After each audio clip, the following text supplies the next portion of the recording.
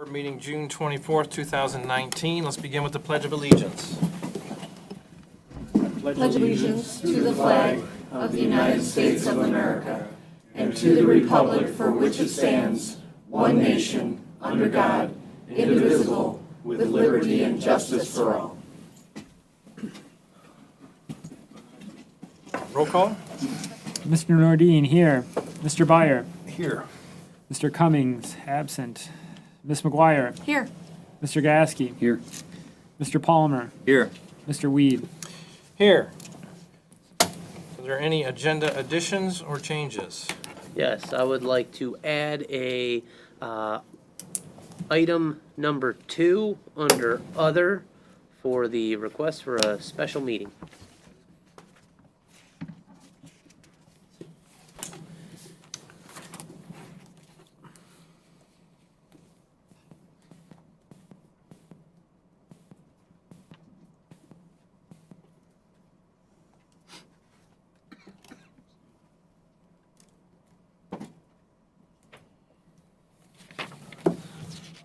I have an addition. Yes.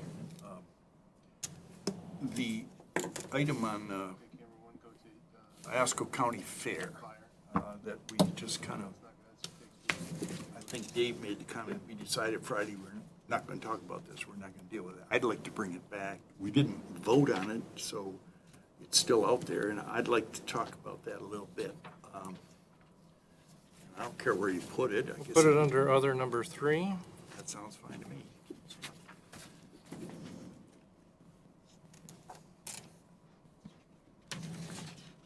Does anybody have anything else?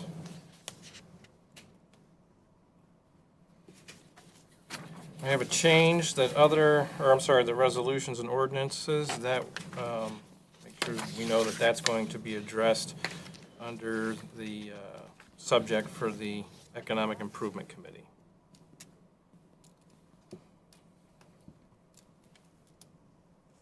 Anything else? Is there a motion to set the agenda? I'll move we set the agenda. Support. Motion by Ms. McGuire, support by Mr. Byer. All in favor say aye. Aye. Aye. All opposed? All right, now we have a presentation regarding the Oscoda County EMS.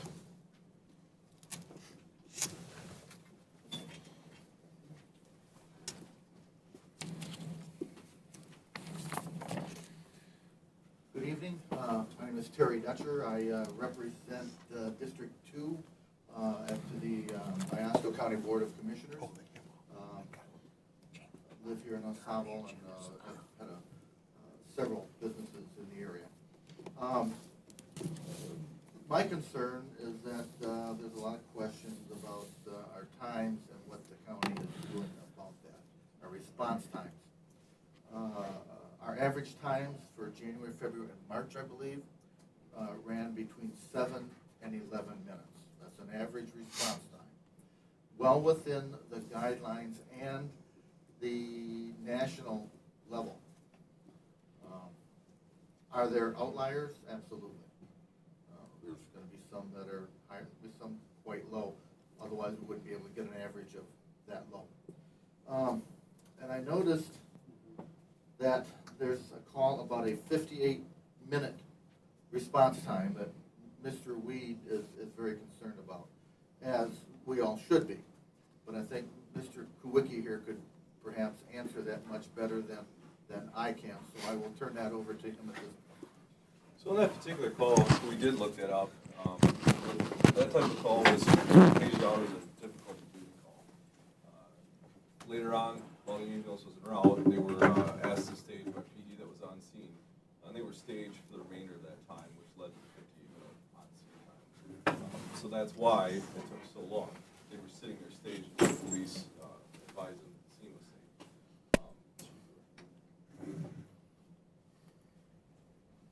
Stage means. The stage means we can be staged for any particular reason. Typically, the police will get called on scene. They'll think the scene's not safe. The patient might be hallucinating, or they might have drugs in their system, something like that to alter their consciousness. So if the police deem the scene to be not safe, they'll stage the ambulance. They don't want more people on scene. Once the police have the scene under control, or they believe it's safe for EMS to enter, then we'll go on. But our clock still runs because technically we're not on scene yet. We're being staged. Even though that was paged out as a breathing problem, it turned out to be a psychiatric patient. And that does happen where you're dispatched for one thing and that changes to something else. So I'd be willing to answer any other questions you guys have with anything regarding the news articles, response times, anything you guys want to talk about. You're pretty sure that what you just said about the 58-minute call is the same one that Aaron has Yes. cited several times? The IN number was provided, and we did look that up. The data provided in 2018 was all calls when that was searched. What we did, typically, again, when you do response times, it's priority one is what you base your average on. That's what the time that it takes to get to that patient, that's what matters. So when we segregated all the priority one response times out, we did find that our average was about 10 minutes. I even ran response time averages just for your township, and they were actually better than the counties. Now, yes, like Mr. Dutcher said, there are going to be some times that are extended. We don't hide from those, but we can't put an ambulance on every street corner. That's just not possible. Sometimes there's 2 emergency calls that go out within the same township, and we have to pull ambulances from other areas. So one will have a quick response time, the other will be delayed because it's coming from somewhere else in the county. Can you describe the transfers that you do from Tawas to Saginaw and the frequency and who actually gets the money for that? Sure. About 25% of the calls that we do in this county are transfers. It's very important that we do those. We can't bring patients into the hospital unless we take patients out. Even if we didn't do those transfers, somebody would have to do them.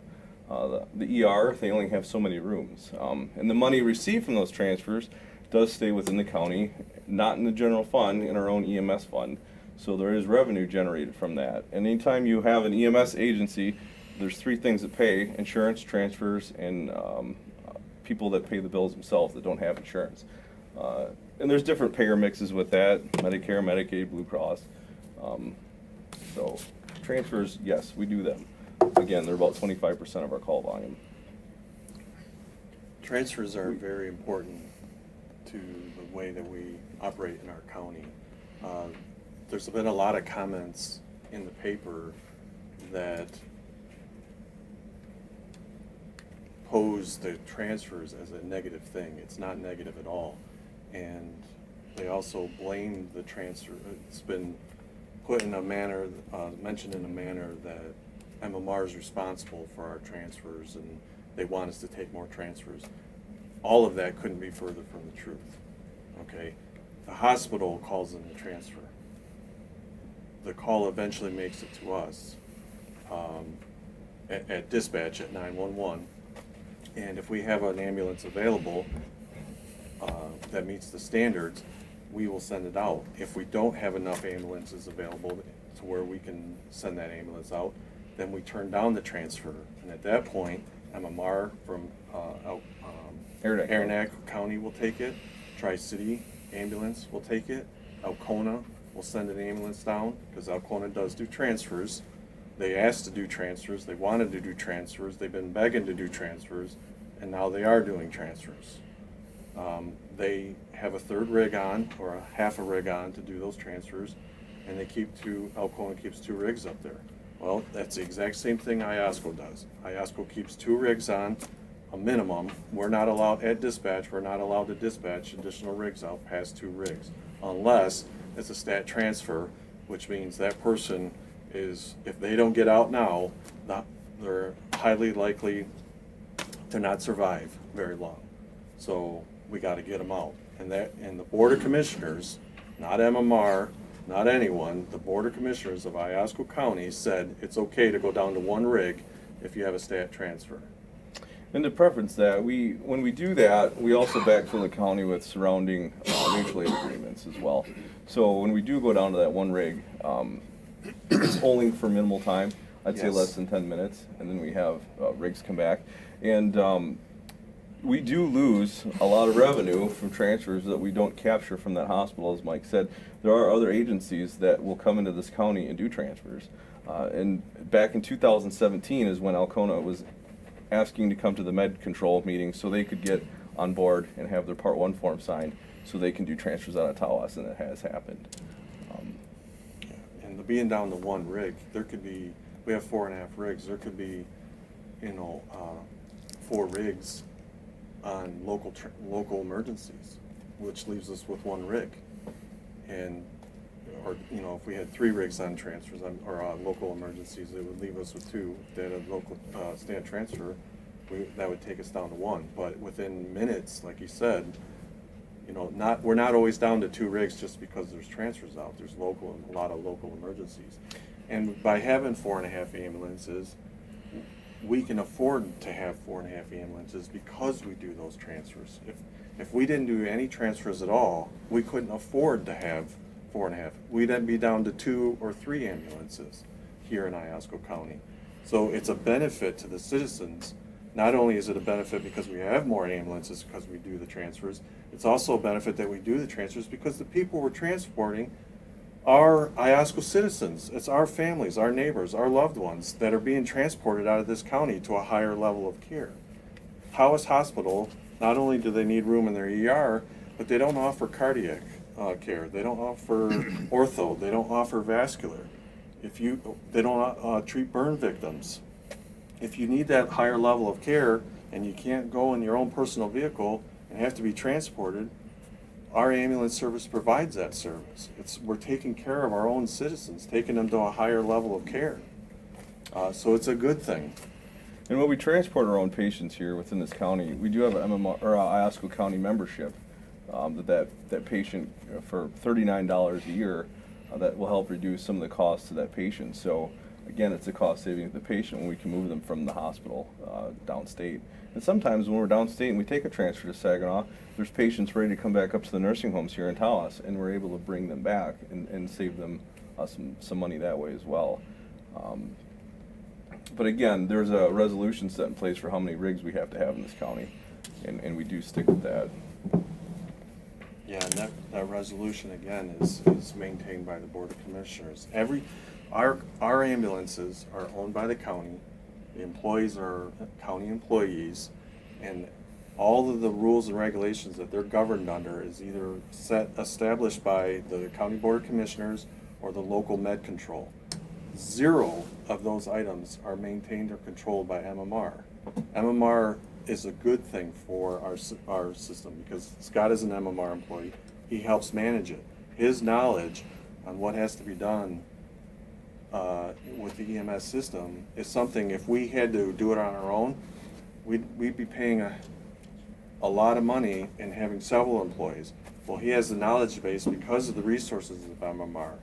Okay, so MMR is a good thing, but they have 0 control over the way that we operate.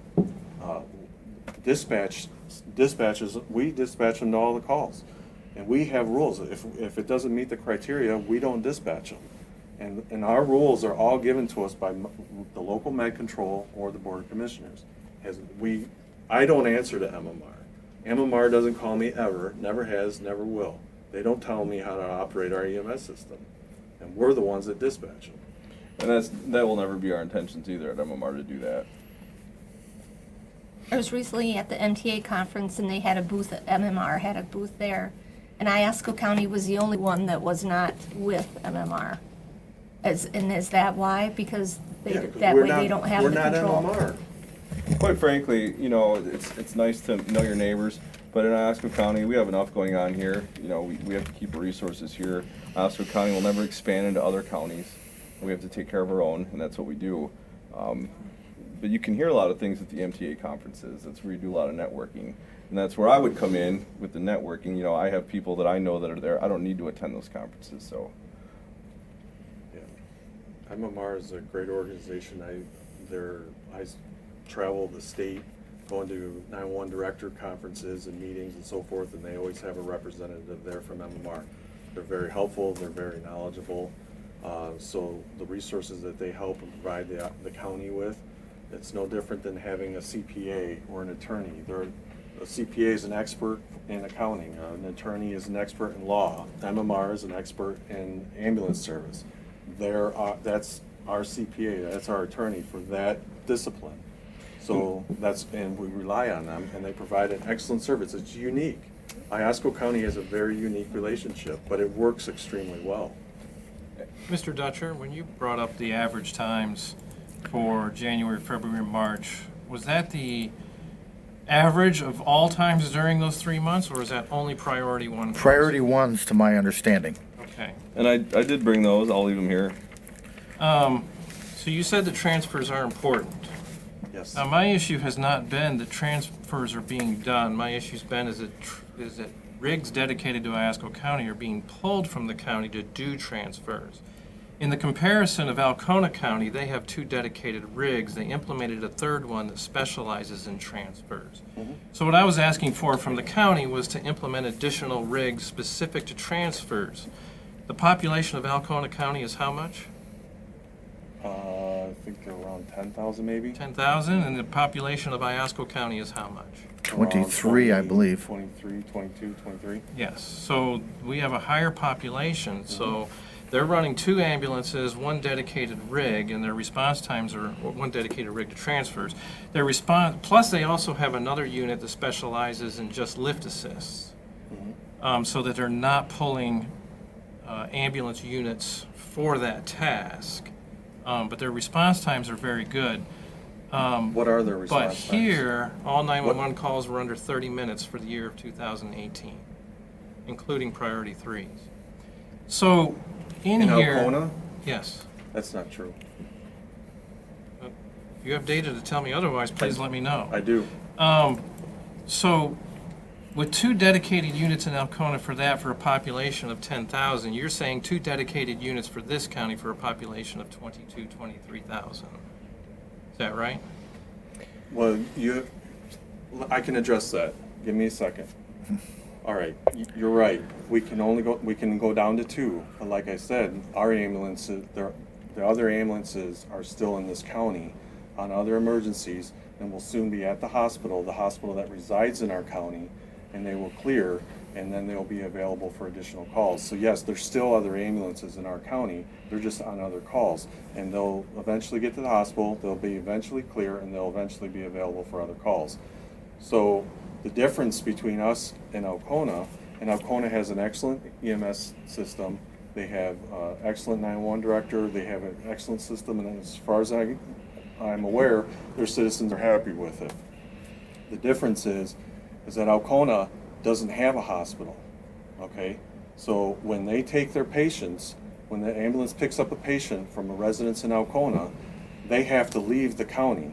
So to say that they don't do transfers, well, every emergency call they have is a transfer.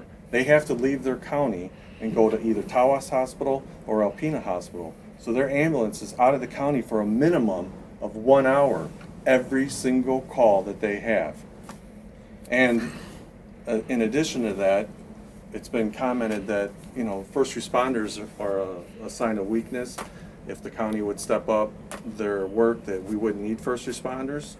Well, Alcona has 8 first responder agencies in their county, plus they use 2 in the northern county, Alpena County, that they use for their northern townships when they have calls up there. 100%, let me correct myself on that. They send first responders on all their calls except for medical facilities. If a doctor's office in Alcona calls they won't send first responders to that. But if it's a residence, a business, or something, first responders go to every single call up there. Every community, every square mile of Alcona has first responders responding to it, in addition to their EMS. And I'd like to make a note, when you said they have a special unit just for transfers, that would be true, and you can deem that unit probably a BLS unit. But as I mentioned, there's meeting minutes from our Med Control Authority back in 2017, prior to that 3rd rig or their transfer car ever being established, where Scott Rice came in and begged for transfers from Tawas Hospital, when there was only 2 ambulances up there established.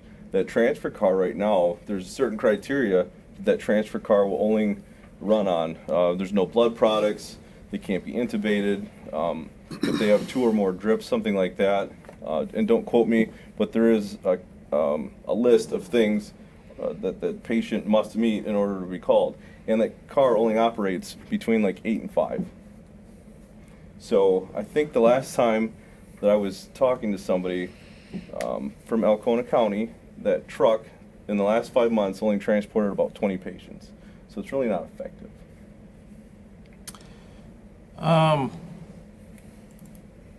You sit on the 911 board? Yes, You're a voting member of the 911 board? correct. You provide annual evaluations on the 911 director? Yes, You sit on the med control board? yes, You're a voting member of the med control board? yes. I'm done. Thank you. 1 of 7, I should say. Anybody else have anything? Just one comment. I think what precipitated all this conversation that our township has had was when we were faced with our first responders being dissolved 1st of October. And board members have received reports every month from our first responders, and we look at those and what we're noticing. And I know most of the Board of Commissioners' comments have been that they haven't heard complaints from residents about response times.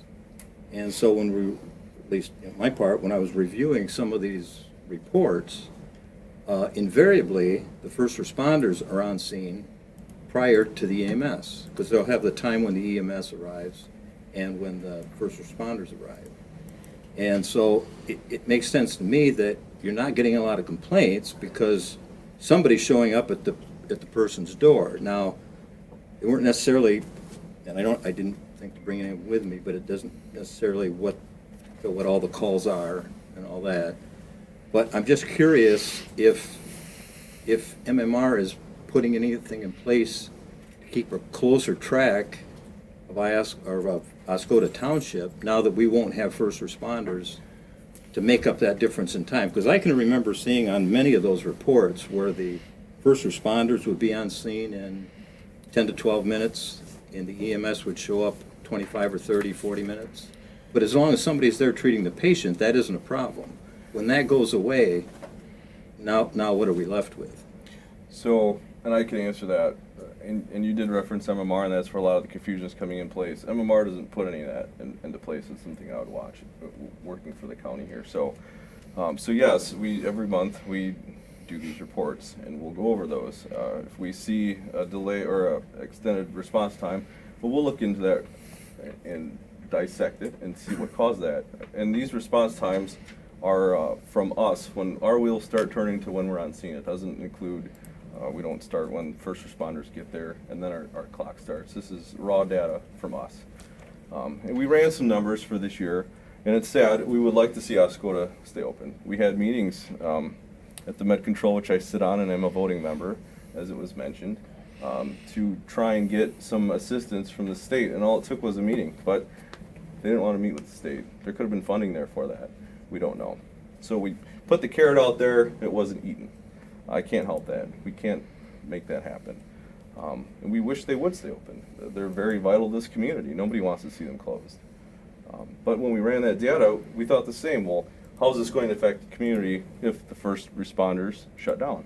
And what we found were there were 20 calls in the last 4 or 5 months that they were called out for, and really only 10 of them would have been medical calls.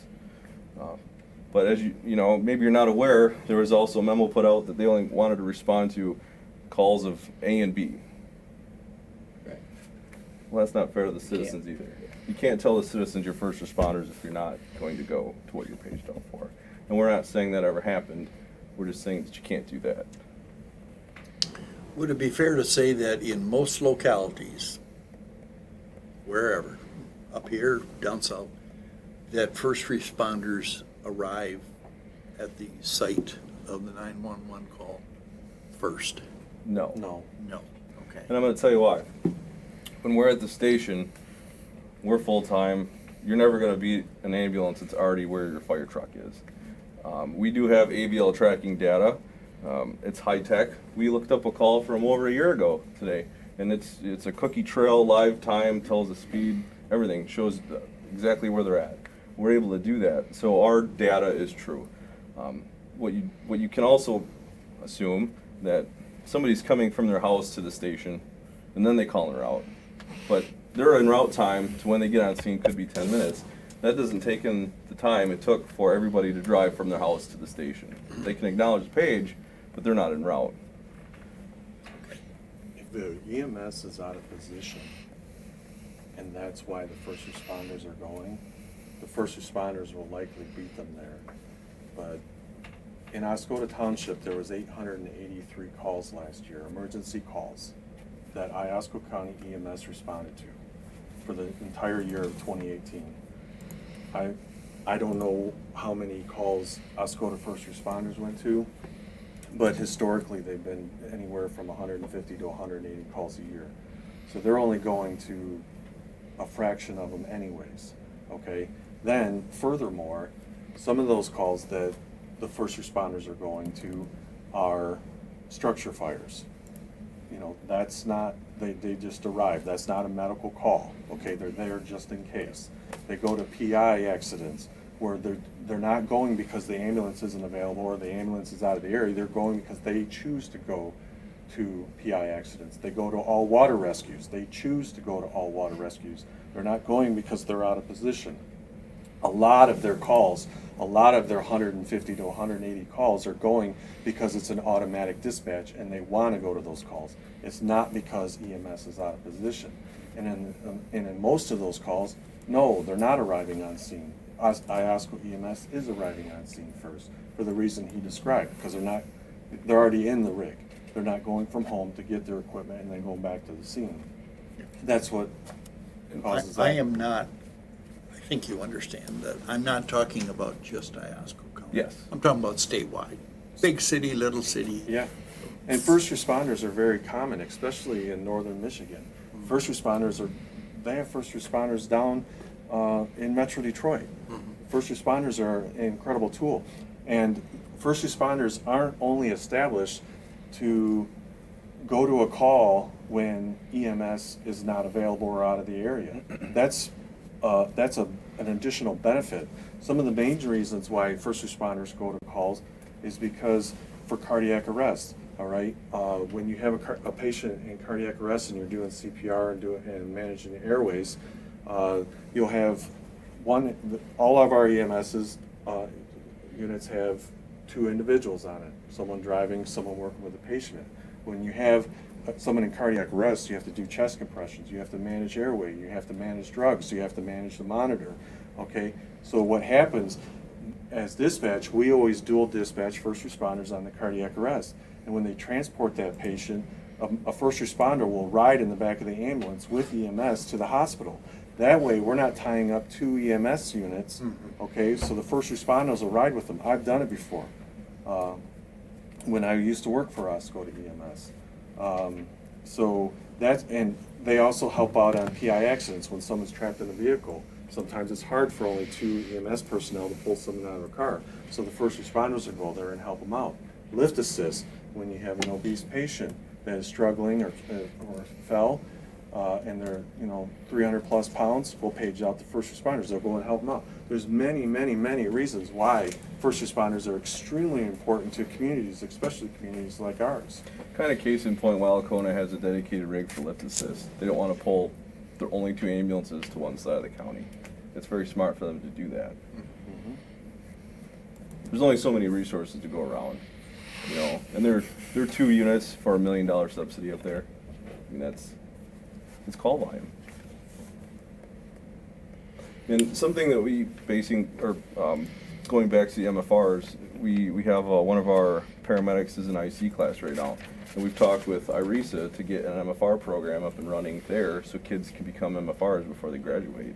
Something that the state's recognizing in the northern areas, like Mike said, everybody has to go through a national registry to get your MFR license.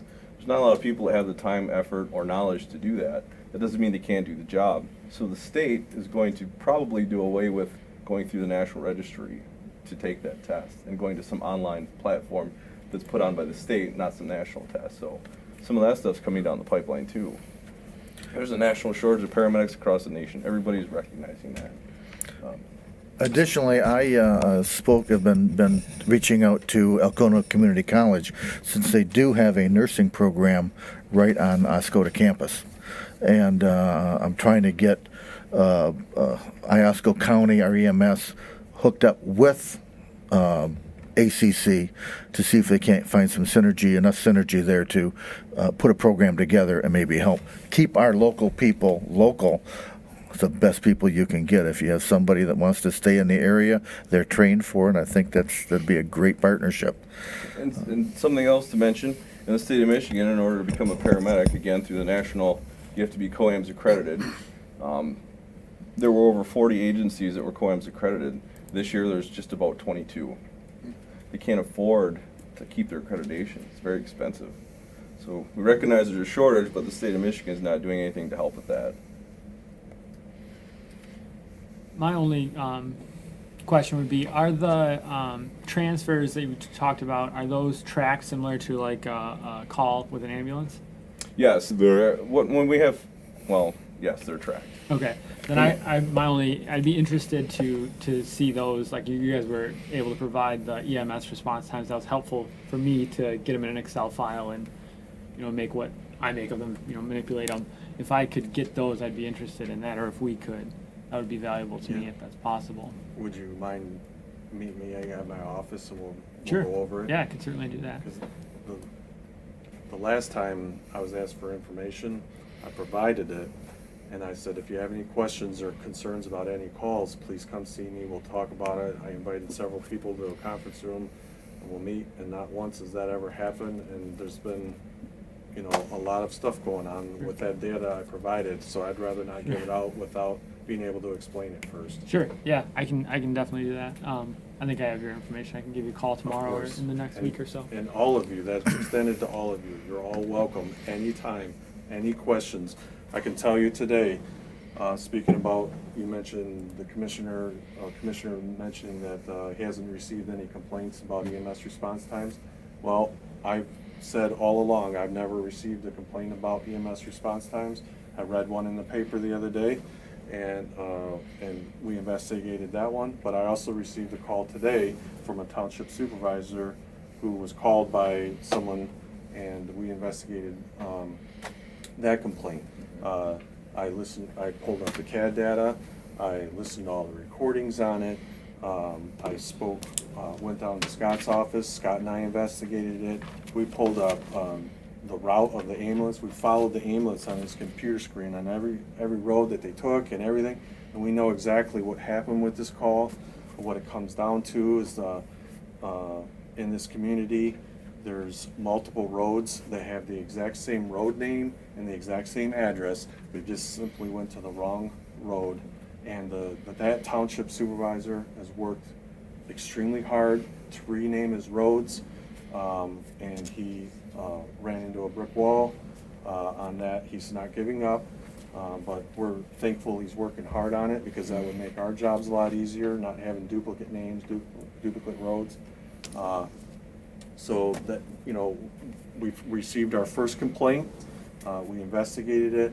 The township supervisor is going to put up signage, better signage, or his plans. He's hoping to put up better signage that says this road this way, this road that way, and help EMS.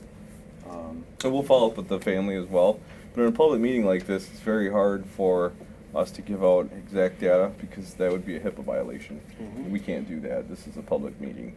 But what we do also, not just response times, we do QAR reports for patient care, and there's a professional standards review organization, or PSRO, that meets at the hospital, and then we have our med control meetings. So what happens at the PSRO meeting is we talk about calls and how they're handled, review MFR charts, compare them to what we have, we compare our charts to the hospitals. There are no meetings that exist for that, or no minutes that exist for that meeting based on what we discuss. If we were to create minutes for that, again, it would be a HIPAA violation. So you're all sworn to secrecy when you talk about that. And then if we find an issue, we bring that to the med control, and there we use a little bit more vague of a language to the ones that are involved, and that's how that process is handled. So There's a mention, Mr. Byer, I think you mentioned a 58-minute or a 30-minute call. Yes. Of somebody you know. If you would not mind contacting these two gentlemen, at some point and discussing that. I think it would help us to find out what actually took place. Sure. Because I really want to, I'm on the 911 review board.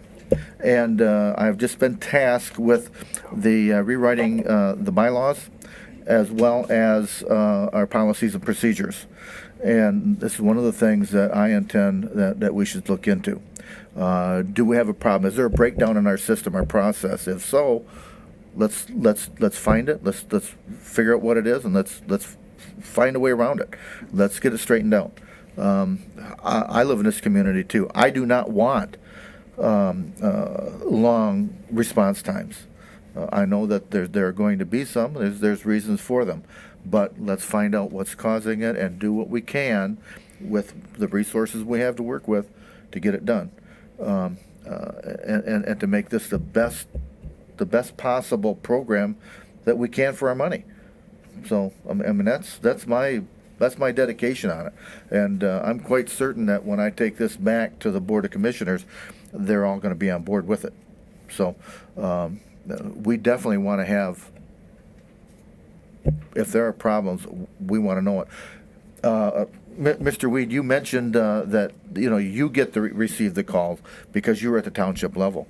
Please refer those calls on to the county. Refer those. If we don't have the calls, we can't check into them. There's nothing we can do. It's as if they never happened. So please send them our way. That's our job. It's our responsibility, and we don't take it lightly.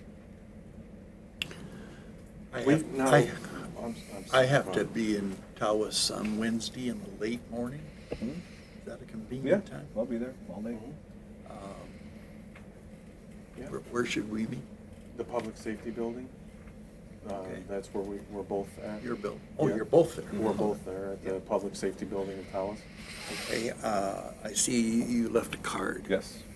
I will, when I'm through, it's a dental thing, and I don't know how long it's going to take. Sure, I'll be there. Yep. I'll give you a call. We think we have the information on that call. If we found the right call, we think we have the information on it. And, Okay. but we'll need to confirm it with you. Okay. Regarding response times, Alcona has a nice ambulance service. They have a great ambulance service. I think a few of the members of this board has commented on how nice their ambulance service is. But I want to, the information that I received from Alcona is they have 45 calls in last year, over 30 minutes. When you balance that against their total number of calls, that's 4.4% of their calls were over 30 minutes. And now this was all priority 1 and priority 3, just like the information I gave you. The information that Scott is giving you and provided you today is only priority 1. So that's very important for you to know that that's priority 1 and priority 3 calls in Alcona. So they did, out of those calls, and I don't know which ones were priority 1, I don't know which ones were priority 3. In fact, I don't even know what type of call they were, because they only log medical. They don't log cardiac, sick person like we do here in Iosco. It just says medical on the CAD, okay? So out of those medical calls, they had over 1,000, I think 1,060 something medical calls. 45 of them were over 30 minutes. That's 4.4% of them. 14 of those 45 were over an hour, okay?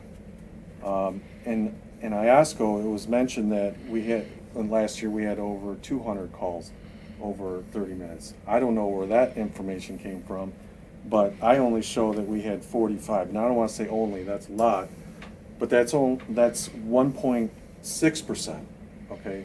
1.6 of our calls were over 30 minutes, 0 over an hour. And then to explain it, it was also mentioned that our average is a good average, okay? It's been mentioned that we have a good average on response times. But it's the outliers that you're concerned about, okay? So I looked up information on the Oscoda Township Fire Department. All of our fire departments in Iosco County are wonderful fire departments. They provide an excellent service. The individuals are extremely dedicated. your response times in your local fire department are incredible. But there was some outliers, okay? And those are easily explained. If you got a PI at 65 in River Road, how long does it take to get there?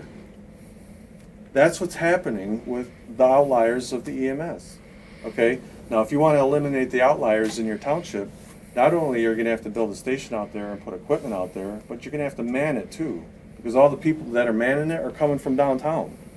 So now you're going to have to man it. Now, does it make sense to afford that? Can you afford that? I don't think so. Maybe you can. I don't know. That's for you to decide. And it's the same with police calls. Your police calls response times were excellent. But when the accident is out there, it takes a while for them to get there. That's how it is. That's what we run into in communities like ours. And to set up a police station out there and man it is not affordable, okay? So our response times, our averages in communities that have ambulances nearby, and they're there for a reason because that's where the large populations are, our response times are incredible. But if you have a call out in the, middle of nowhere of this county, for a lack of a better term, and there's not a lot of population there, it does take the ambulance long to get there because they're not manned there. You couldn't afford it. There's 14 municipalities, I believe there's 14 municipalities in this county. Okay, if you had 14 ambulances, one in each municipality, and they were responsible for only that municipality, some of these areas only have 33 calls a year, 44 calls a year. So 330 days out of the year, that ambulance would do nothing. Okay? And I mentioned earlier, in your community, Oscoda Township last year had 883 emergency calls. Okay? If you divide that by 365, that's 2.4 calls a day. 2.4 calls a day. And it was mentioned in the paper, the plan was to have Alcona put 2.5 ambulances down here. That'd be 1 call a day per unit. 1 call a day. How can you afford that? Maybe you can. I don't know. Something that caught my attention, and it was said that if there's 2 units here from Alcona County that are dedicated to Oscoda, there's always going to be 2 in Oscoda Township. Yet if there's a call and one of those goes out, there's no longer 2 in Oscoda County. There's only 1. And what do you have for a backup? You don't have the backup that we have at the county level. County level, we have 4. They can, if we need all 4 of them here, we can get them there unless they're transferred. They're someplace else. If they're already on a run, then they're not available. But if they are available, we can get them here. If you only have 2, you can't do that. I don't want to sound like I'm against what you're trying to do. I hope that you are able to provide additional ambulance service here, whether it be a first responder agency or whether it be an additional ambulance, because that would do nothing other than make our lives at dispatch a lot easier. The more resources we have in this county, the better. But what I'd rather you not do is go forward with that plan, criticizing what we do, what 911 does, what Iosco EMS does, and the employees that work extremely hard in the 911 center and on these ambulances to provide a service for our families. 0 of them have any intentions of having long drawn-out times. They're not finishing their sandwich waiting to get into the ambulance to go. They drop everything they do to provide this service for our community, and they do a damn good job. And to say that they're not, I don't think is fair. And if you want to move forward because you're losing a resource, it's a shame you're losing the resource. I think that resource is important. I think that resource does an outstanding job for this community. And I hope that we can put something in its place. But please don't do it. I'm going to clarify some things here now that you just said that. Okay. First of all, when it comes to the response times, what I've said is you've had 44 calls over 30 minutes. and 289 calls that are over 20 minutes. I was It quoting. was not about 200 calls over 30 minutes. I was quoting the paper. Next of all, when it comes to saying criticizing the employees, at no time was it criticizing the employees. I know the employees do a great job, but sometimes those employees are under the pressure of some higher level. My concern really came into play when I approached the county about, you have an issue here, please look into it and try to make some adjustments. And the kickback from the county was, really to sum it up, how dare you question us?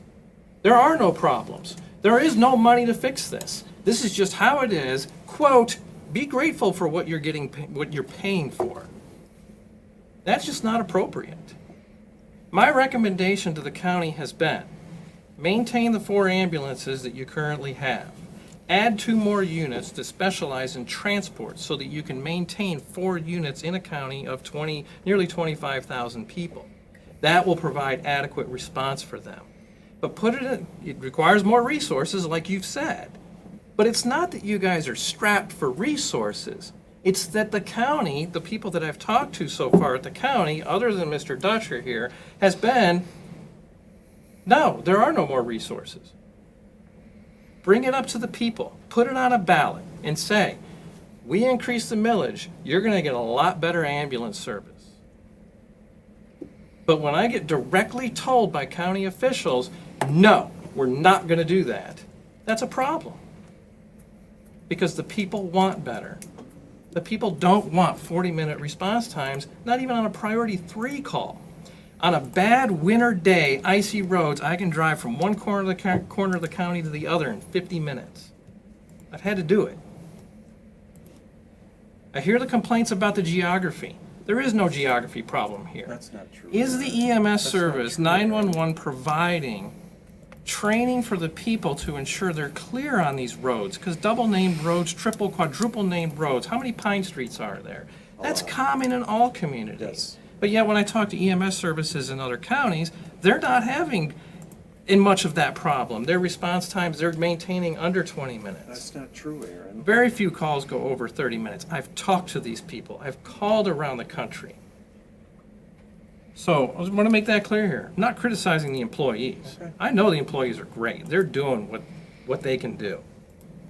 I applaud them for working under these conditions. Aaron, if you have an ambulance, and this has happened, if you have an ambulance at Old Orchard Park because someone fell in the store there, okay? Who's going to call that for the ambulance? Likely an employee, okay? Because they are concerned about the patient. So they go out there. The patient didn't want EMS called, but EMS was called because the employee called them. Happens all the time. The ambulance gets there, checks them out. The patient says, I don't want to go. It's a PRS, patient refused service, okay? Immediately after that, we have a call on Elvin Road on Bissonnet. How long is it going to take them to get there? It doesn't matter if the county's flat. You have to drive all the way around. It's the same thing from Station 1 in Tawas, East Tawas, or Baldwin Township.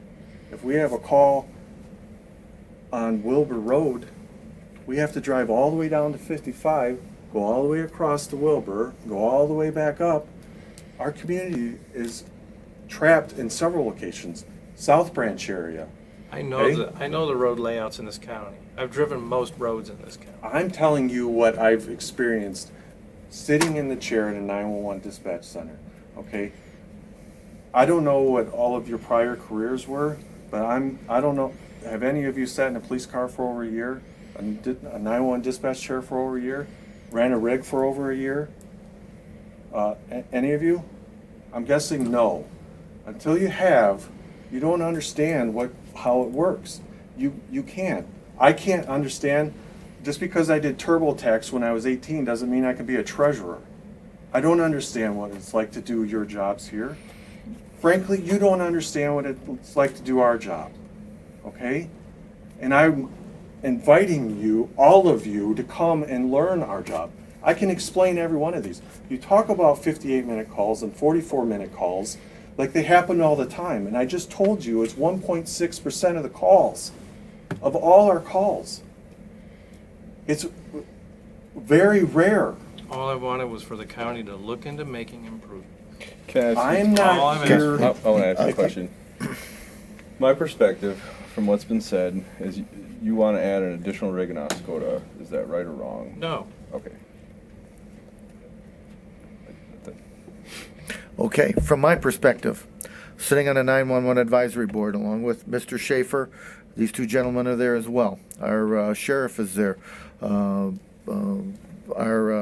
state police commander is there. Several other people are there. I have been tasked with the 911 review board's policies, procedures, and bylaws, taking a look at them. And that's exactly what I'm going to do. All of these items are going to be looked at.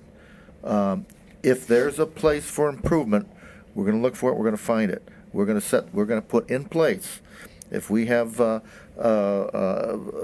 calls that are over a certain amount of time, we're going to do a report on them. We're going to find out what it take, what caused it, and then we're going to look for an improvement. That's what they do. These gentlemen, they're not there to just say, okay, this is all we're going to do. If there's something that can be done with what we have to work with, we're going to do it. That's a promise, okay?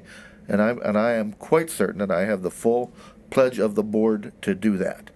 Now, am I going to say, okay, we want to raise the millage by 325% to help you out? No, I'm not going to do that. I'm not going to stick my neck out. If you want to do that, If you can make improvements without raising the millage, that's That's what I'm even looking better. for. I don't know how great they're going to be improvements are going to be, but if we find a spot that needs to be improved, we're going to do it. That's I don't know any other way to put it. Great. We're going to look for them. It's something Thank that I you very mentioned much before too. for If that. there's a way So- to make an improvement, right now there's only so much equipment we have. We couldn't sit here and say we'll put the 6 rigs up next month. We don't have the funds. Our budget's a year out, right? Do we have the We can't do employees? that. Are they even available?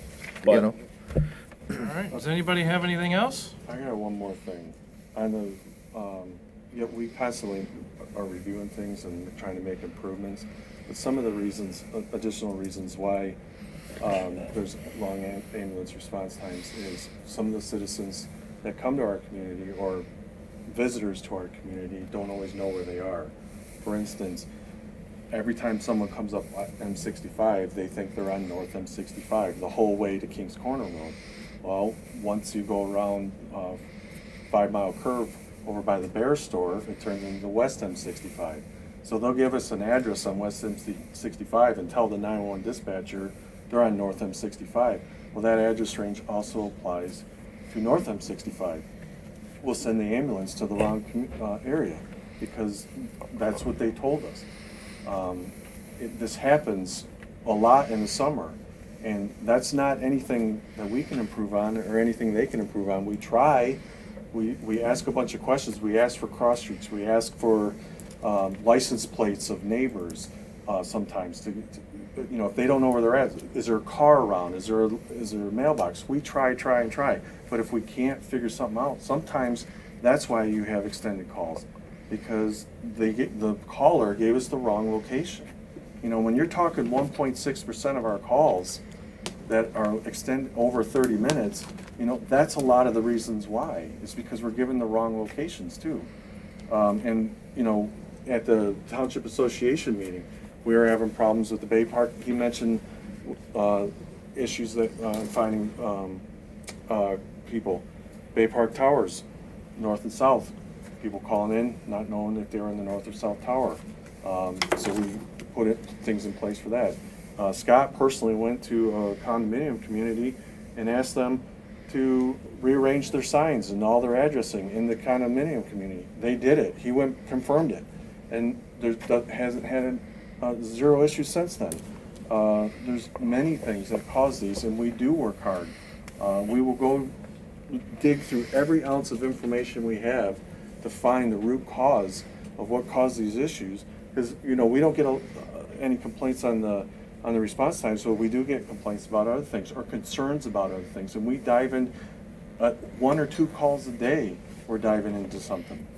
So if you have an issue with something, bring it to us, And there's just other reasons, but I think we've talked about this enough. I'll stop, and I appreciate all your time today, and please, please, any information I ever give you, come to me and talk, or Scott, and talk to us about it. We will work with you on it. Please refer any complaints, response times, any of this thing to these gentlemen, to the county. Don't sit on it yourselves and try to adjust it. It's only going to make things worse. Please send it on so that we can deal with it. If we don't have the information, we can't act. Thank you very much. Thank you. Thank you very much for your time. We appreciate it. All right, now on to the public comment period. Do we have any cards? We do with Vicky Cole, Phase 1 water main. There is a 4-minute time limit. When you come to the podium, please introduce yourself.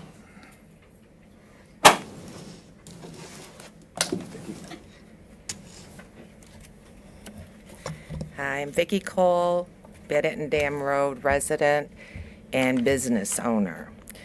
And we'd like to find out what is going on with the water main completion. 10 lines are good, the other 20 are not, from what my understanding.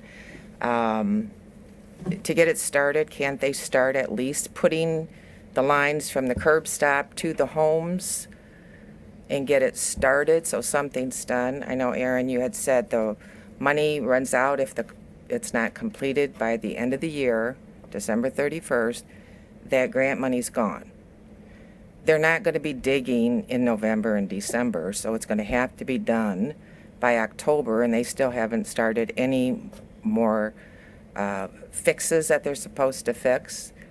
The water main does not have water in it because one of the hydrants on the side of the road, the cap was off and hanging there. So I put the cap on just barely so kids aren't throwing things into the fire hydrant that come walking by all the time. So I would think if they could at least start to do something, it might get done before the end of the frost comes. Another thing is to get the process going with the easement forms that needs to be done. Is the township in charge of the people that are supposed to be getting out the information for the easements? Because that obviously isn't happening. The people aren't getting them whose easements are not in yet. And who has to answer to who? Because if the project isn't continuing because of not having the easements, then somewhere who's in charge of all of this needs to make sure somebody's doing their job and getting those easements so this can get done.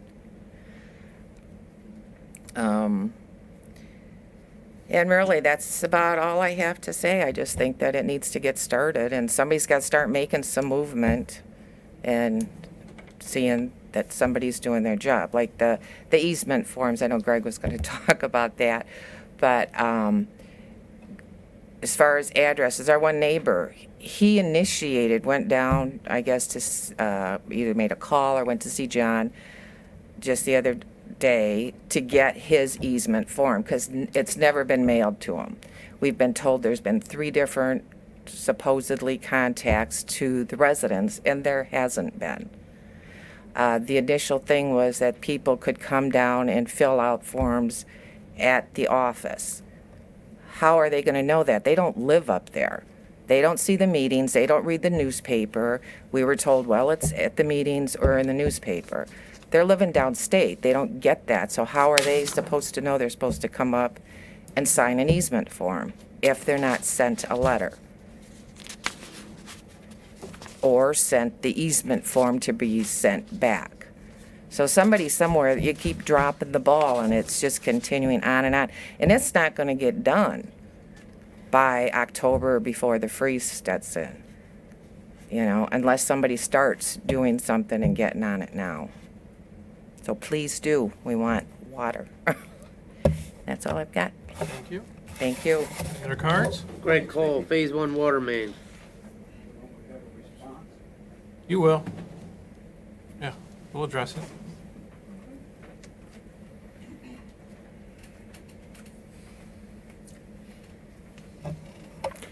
Greg Cole, 4507 Vanette Dam Road, resident and business owner. I'm here obviously to talk about the Phase 1 municipal water project.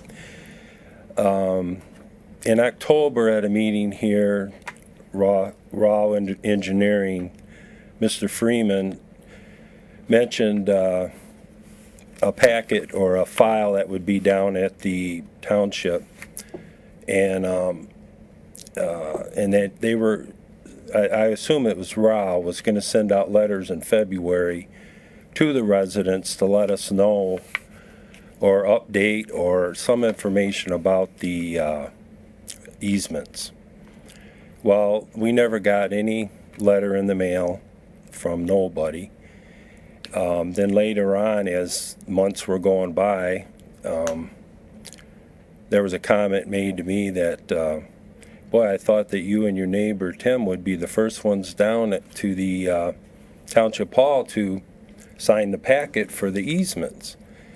And I said, what do you mean, what easements? Even though I heard it here in October, I was at the meeting when Mr. Freeman told us about the packets being downtown. I had no idea when they were going to be there. So it's on, and I want you to remember the words transparency and frustration, because there's, you know, the last couple township meetings we've talked about transparency, and this is another situation where I feel Rao Engineering could have communicated more to the residents or the township about where they are with this project. And a funny thing is, talking about the ambulances tonight, the last time I spoke at public comment, when they broke the ground on our road to run the water main, and we have a dead-end road, I mentioned to the township here, how were we going to get people out if we needed an ambulance at the end of the road? Because we got three people down there that are elderly, and we have had ambulances down there before. Well, our road was completely shut down. We had to park our vehicles out by 41, and I got thinking, you know, is there something that the ambulance service and the township works out ahead of time when you got projects like this going on, so that you have a plan to get those people out? There would have been no way to get them out. You would have had to go through the woods, and so anyway, I had brought that up at the last time I spoke here at public comment, which was about the Phase 1 project. So I would like to know, maybe Mr. Freeman can speak a little bit. Is it John Henry, the excavating company, that is tied up with other projects right now and they can't get to us? Or is it an easement problem, that there's not enough easements in to get the project started? But I was hoping that he might be able to say a little bit about it tonight. So thanks. Thank you. Any other cards? Got Mark Miller about a famous alumni internet campground and audit comments. Thank you. Realize everybody's antsy, so I'll try and keep it short. First of all, I'd like to thank Gary Kellen and the other two people on the committee who identified some famous alumni from the Oscoda schools. The second part, about 2 years ago, and I don't need an answer tonight, I suggested looking at having internet service at the campground on River Road. I heard that the former superintendent was going to run cable or something. Did anything happen? The audit issues, and I know everybody was exhausted 2 weeks ago, were worse in 2018 than 2017, and of concern Other townships, they have comments, they solve them. For some reason, Oscoda Township does not. And my strong recommendation is the township reach out to Lansing and/or other CPA firms who do municipalities and get these issues resolved. And the last thing is, in skimming, I see that there's some talk about economic development. I suggest you reach out to Bay Future and Mark Litton, who used to work for Bay Future for bylaws and what have you. Thank you for your time. Thank you. Any other cards?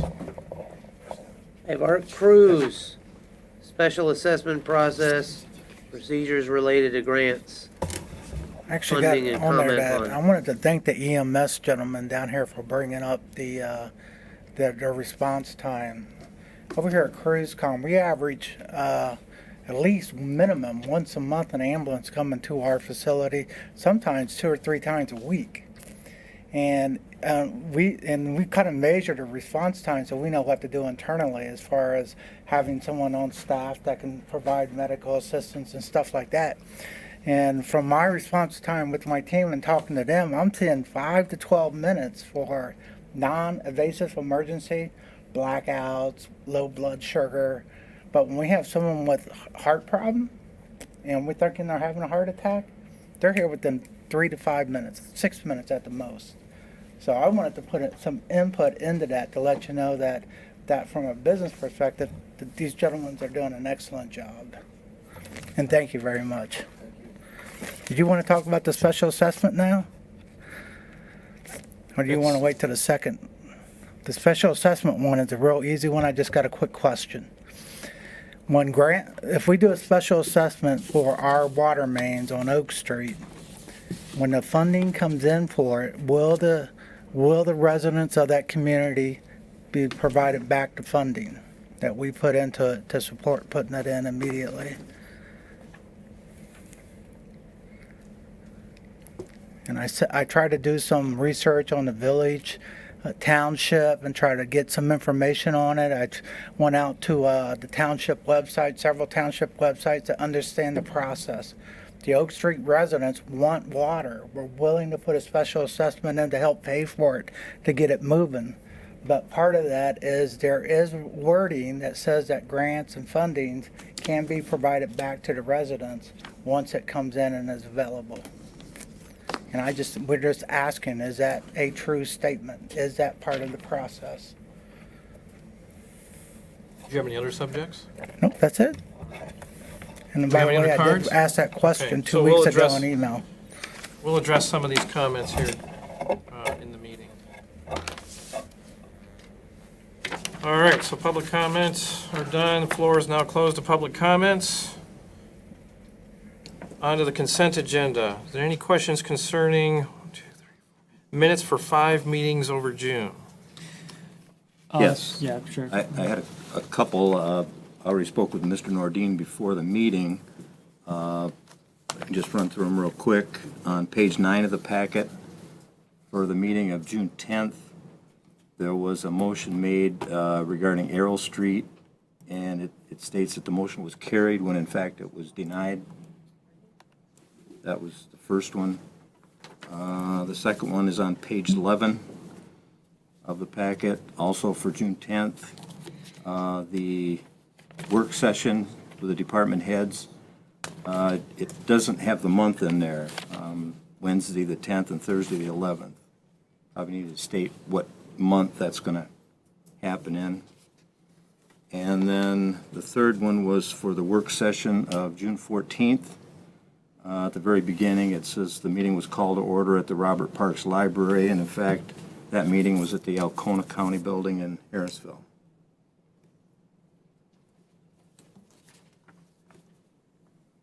That was it. I appreciate you looking over them. I'll definitely make the changes.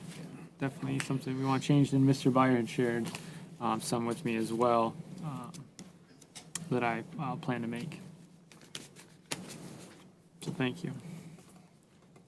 What are those? Same one with the motion not being carried. The most substantial of them, well, the location is as well. The other one was detail in one of the narratives. The title that's used on the agenda doesn't specify what the topic is actually about, so it's a little vague when reading the minutes. So I can't recall off the top of my head. He provided me with it, but as I sit here, I don't.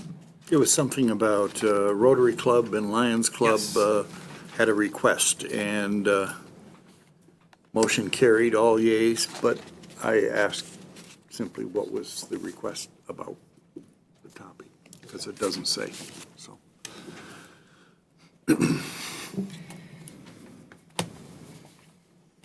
Any question on the payment of bills for $69,110.86?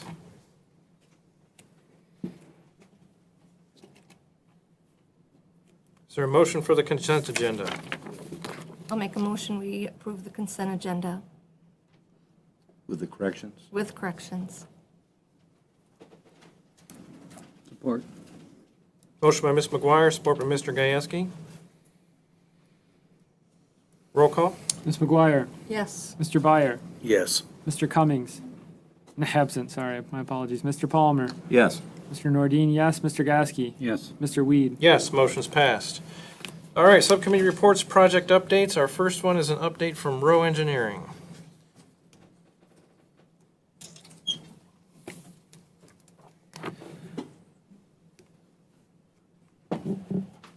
Good evening, Rick Freeman from Rowe Professional Services Company.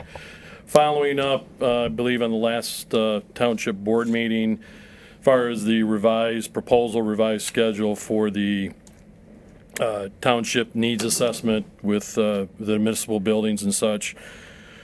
We basically have put together a revised schedule along with the tasks to be completed during those 2 phases that were approved, which is the space needs assessment, which essentially will be meeting with the township officials, township department heads, and all that to get an understanding of what the existing space they operate within and what they would like to see. And then we would be taking that information, looking at the standards across the board as far as a township similar to Oscoda and how they operate, and that putting that to the code review and code reform and such to come up with a conceptual layout of a new revised municipal building, which would take into account the township offices, police, fire, library,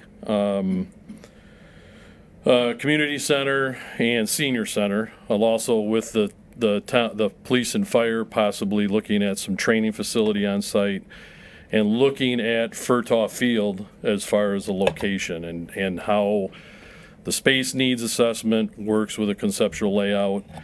This drawing here just gives just a very, very generic kind of layout. Obviously, no space has been looked at, parking looked at, and all that. As far as I guess looking at it more like this, with US 23 up here, incorporating the Paul Bunyan feature here, and then township office, library, senior setting, community center on this side of the building with police and fire, and then parking around the building. Again, this is just conceptual, so as far as number of spaces and areas and all that stuff, it just gives you kind of an idea of what it would look like on that site. So 2-story or 1-story?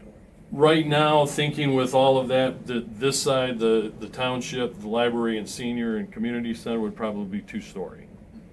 Just generally looking at the general space allotted, but again, that would be finalized through the process.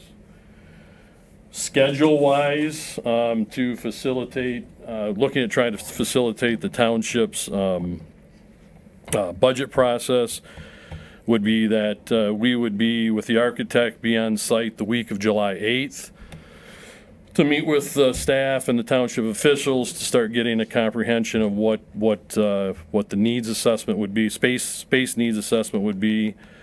Roughly then the week of July 29th, kind of having assembled all of that, and start laying out that conceptual floor plan with any concerns and address any needs that we would have to get past to push it forward.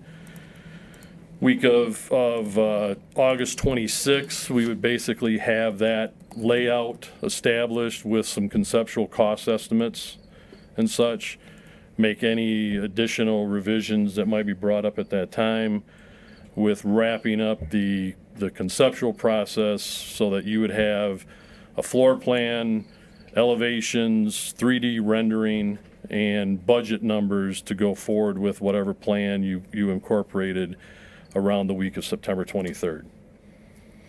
So that can be accelerated depending on, the needs and all that stuff, but that just gives a general idea of what the schedule would look like based on authorization on phases 2 and 3 of the proposal that we had previously submitted.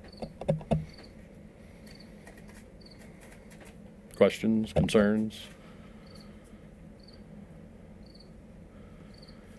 And again, a lot of it's going to depend on the information we get from meeting with all the officials and the department heads as far as the architect. We work with Wigan, Ticknell and Associates out of Saginaw, and they've, as we showed in the packet, they've got a lot of experience in dealing with this. So, okay. Thank you. Mm-hmm. Can you provide us any information regarding the status of the Phase 1 project? Yes. Phase 1 project, and correct me if I'm wrong, Dave, the contract with John Henry Incorporated is in the final stages. It's in their hands. We're waiting for that to come back from them. Just talked to John Henry today. Based on his schedule and all that, he's looking at mid-July to end of July as far as starting. One key factor in that is that the township is going to be providing all of the meter pits that are going to be the connection point from the curb stop box to the meter pit to the residents. Those are being ordered or have been ordered by the township. So one of the scheduling items is going to be waiting for those curb stop boxes or meter pits, to arrive. He's been talking with Doug Moen at F&V Operations, and like I said, mid-July to end of July is kind of what they're hearing. He thinks it'll be about a 2 to 3 week process once they get started, because they're going to come in and they're going to fix the issues with the main elevations, curb stop elevations from Phase 1, and at the same time, because they'll be on site, then they'll make the connections to the homes. I'm not sure what the number is on easements that we've received back. Yeah, I don't have an exact count, but I believe it to be 8 or 9. Okay. There's a total of 24. I believe it's 10 on Forest and 14 on Van Etten. One problem that we had in the initial sending out of the packets of information to the residents, we didn't have the actual downstate addresses. So we've gotten those now, and another round of mailings is going out to the downstate addresses, as far as hopefully that'll take care of the remaining people that have not been contacted. The file is at Township Hall with all of the properties in there, but we will be sending that out, so. Those easements, do they all have to be in to get the project started? No, and because actually, and I think I can state this, on Forest, who are, I think, primarily permanent residents there on Forest, I don't know if we've gotten any in on Forest. John Henry actually said that since he's got to make contacts with the property owners anyway to set up the plumber and access to the house and all that stuff, he's actually offered to make those initial contacts if we still have a few that are outstanding. He will be actually knocking on the doors with township officials to make sure that everybody can sign on board. It was stated the grant funding does expire December 31st, but based on what we're hearing, we shouldn't have any problem meeting that schedule. And if only 15 sign up, we will only install 15. If all 24 sign up, we'll install all 24. So are you under, to find out, to make sure he's doing what he's supposed to do and get those easements or whatever? Yes, yeah, before, like I said, once his contract is in place and we have definitely his schedule, he will be mobilizing and all that stuff, and we'll be meeting with him personally to go over the list that Mr. Nordine has that have already signed off at the Township Hall, and then we'll put in place the process to go knock on doors of residents that are physically there to try to get everybody signed up, so. But, so. I think there should be a deadline for that. Well, Have a deadline, people, if they haven't signed an easement form, move on and start the project. Well, again, if we only have the 8 that we That's have what's- now, we're gonna start the project with that. Yeah, So you're that, also waiting on these meetings. Yeah, we gotta have we gotta have the physical material on site for them to and start. there's a to work. shortage of meter pits right now. Right. So that's what the plan is, like I had described before, was that whatever's construction is gonna get done before the season makes it where we can't do anymore, if the people have their easements in enough time for that, then that's what gets done. If there are people who don't get it in on time, then that money gets transferred to the next project. I understand, and that's fine, but the thing is, you say it's till December 31st, they're not gonna be digging until December 31st. Understood. Yeah. You know, so it has to be done. Right, and the whole process is December 31st deadline is where the township has to finalize their request to the state to get reimbursed. So the physical work has to be done, you're right, long before that. And we're also utilizing some of the same funding for the Phase 2 water main work on Loud and Woodland.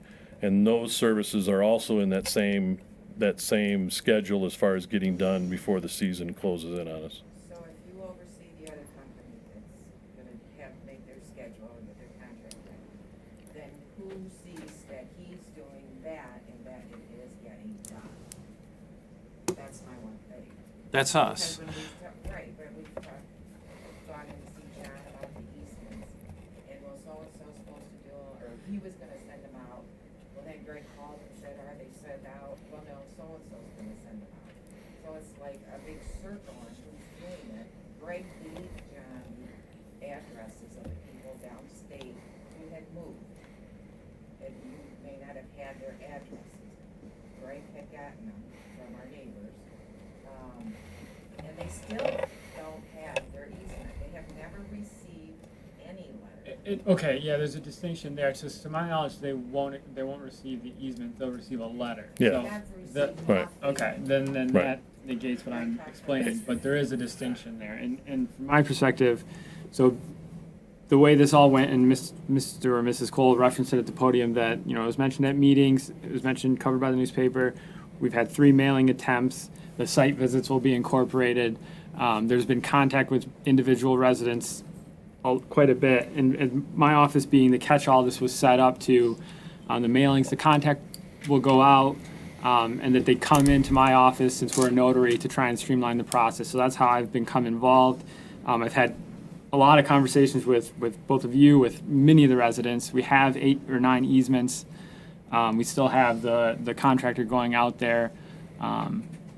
Hopefully some of this is confirmation as to the conversations we've had, that this all intends to get done. We have plenty of time to get it done. I get that it's not fast enough for you guys, or not, it's never fast enough for you guys. And I don't mean that critically, I mean that I recognize the position that you're in. Well, it's transparency again. Well, We've and- been talking about. I shouldn't have to come here and go on public comment. Well, Mr. Cole, for the record, we've had numerous conversations. I've answered the phone every time you've called. Yeah. I've called you. I've spoken to your neighbors at length. Transparency is something I really take seriously. So it discourages me, and I'm not discounting your feelings. I'll take it seriously. It discourages me that this is the result we've come to. But so I'll make a great effort to do better in the transparency department. But that's that. Yeah, absolutely. If that's what you're seeking, I certainly can. Yeah, my job is to represent the residents of the township. That obviously involves all of you. If it helps ease your minds, I certainly will. I've felt that. I haven't verbalized it publicly at a meeting, but that's been my intention all along. So it always is, that I'm responsible in my role with the township. So. Time-wise with getting the project done,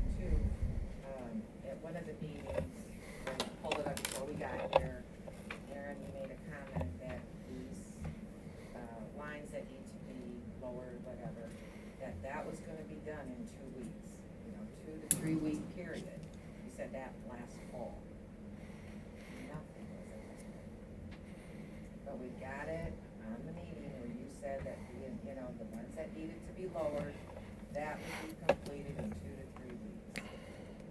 Nothing. That's all part of this project. They're gonna come in. But I know, but you said last fall that that was going to be completed before the crossing. Yes, until we had contract trouble with the contractor who messed up those leads. So then we had to go through a whole process to deal with that contractor who refused to take care of a lot of that work, and then we had to end up hiring another contractor to be able to come in and fix all of that. That's why there wasn't done last year. That's been mentioned several times before as to how that whole process had gone.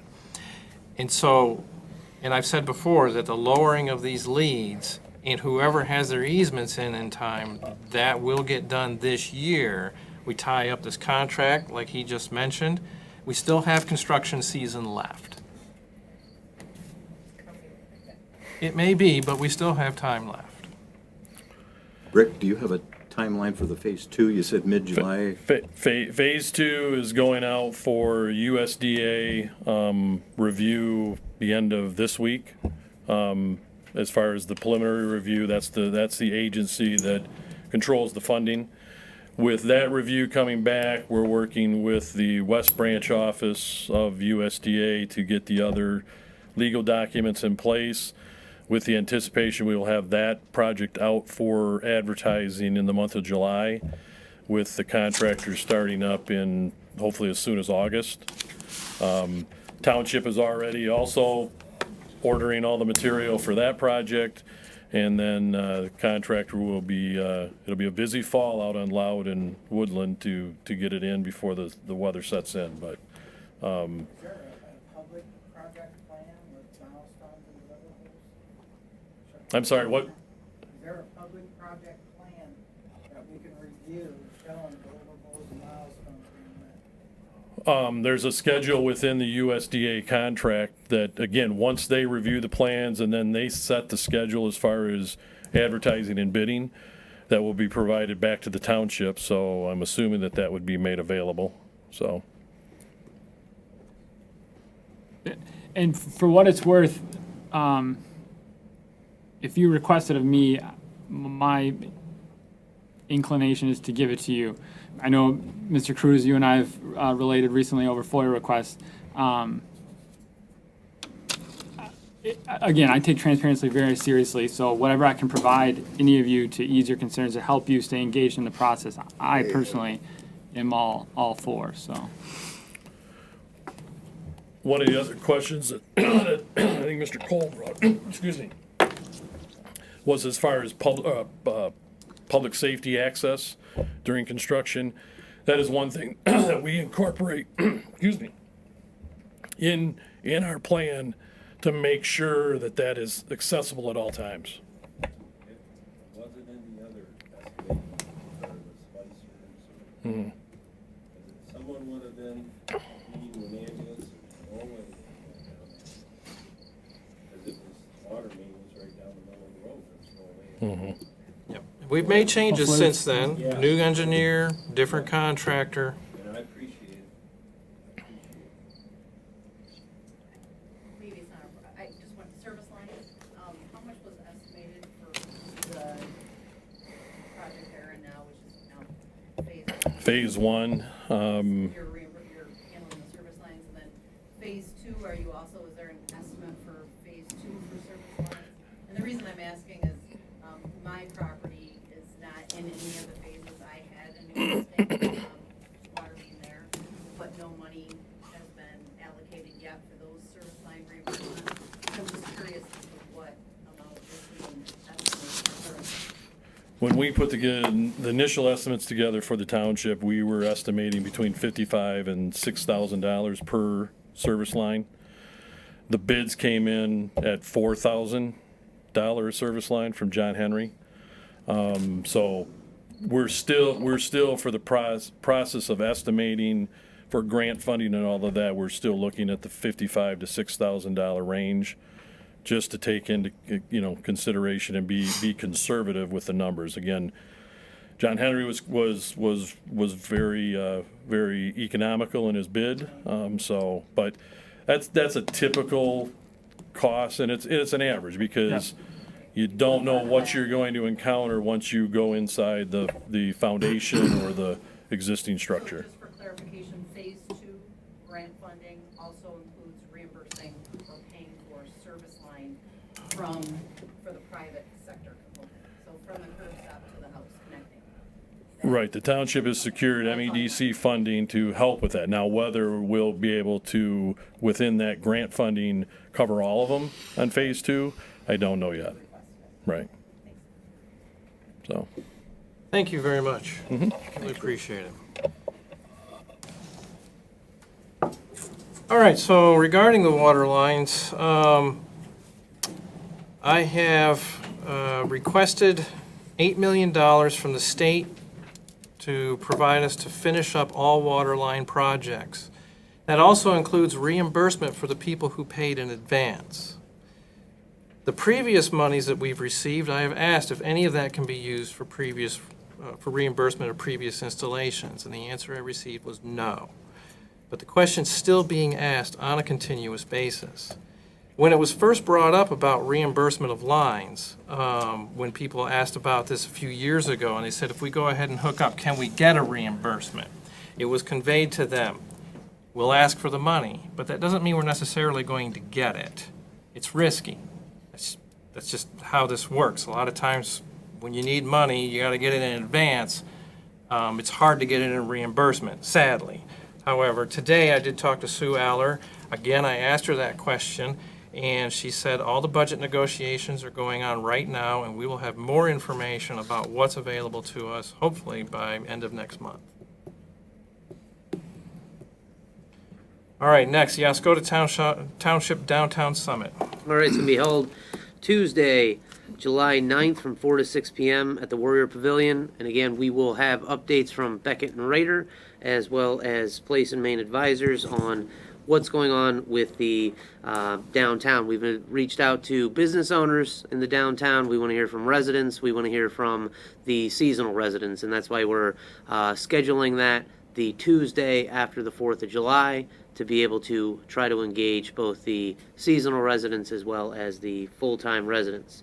So that will be, again, the Downtown Summit, Tuesday, July 9th, 4 to 6 p.m. at the Warrior Pavilion. And that is open to the public? It's open to the public. Public encouraged. And we are still going to charge them $100 to use Warrior Pavilion? Yes? Who? Chamber of Commerce? They're running this, aren't they? No. This is Okay. the Township. This is Township, function. okay. I stand corrected, so. Different topic. Yep. All right, so for the MEDC redevelopment ready community certification, in that Place Leap proposal, it specifically stated which of the evaluation criteria are going to go from either red or yellow to green. And so what that means is that Place and Main advisors from August, September, and October are going to be here in the community, engaging the public as well as working with the Township Board to develop the economic development strategy, the downtown strategy, as well as a community branding and marketing strategy. So when I have those dates as far as when they're going to be in the community, I will get that out to the Township Board and engage the rest of the steering committee and the public so we try to get as many people there as possible to participate. The Fire Department Touch-A-Truck event is going to be July 4th on Furtaw Field, and that's starting bright and early at 8:30 in the morning. The fire department's going to be staged and ready for the parade, so bring your family. You're going to be able to sit in the fire truck, put on the safety gear, see a Jaws of Life demonstration bright and early prior to the parade on Furtaw Field. So the firemen want to be able to demonstrate what equipment the community has, and will be able to answer any questions about their fire department operations. We have upcoming 2020 budget work sessions established for Wednesday, July 10th and Thursday, July 11th, both held here at the library at 1:30 p.m. We'll be incorporating the department heads into those discussions, talking about their capital improvement items as well as their annual operating budget.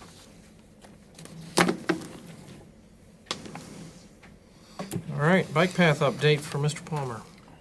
Yeah, we had, at the previous meeting last month for the IET meeting, there was some bad news that we ran into.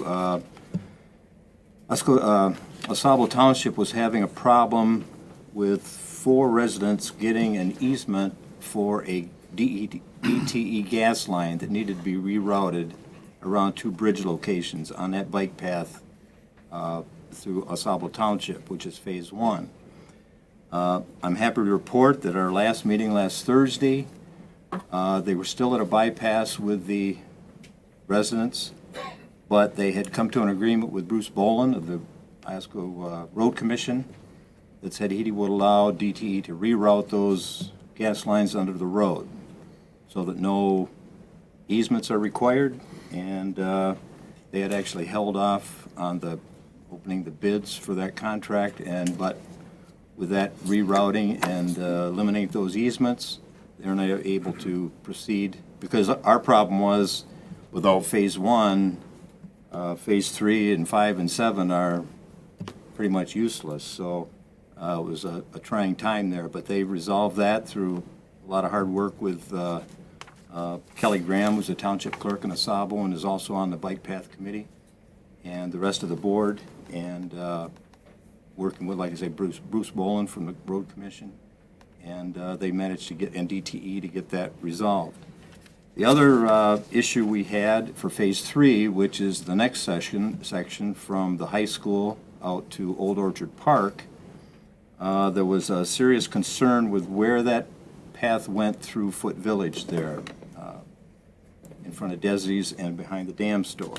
It was originally routed behind the dam store, but the MDOT requirements require a minimum of 60-degree radius for any turns, and that was going to be very difficult to manage. And getting to that property, because Consumers owns that property. Actually, the dam store is the leased facility on Consumers' property.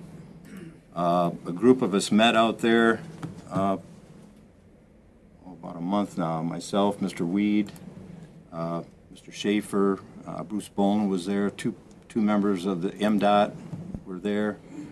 And we actually walked the road down and back.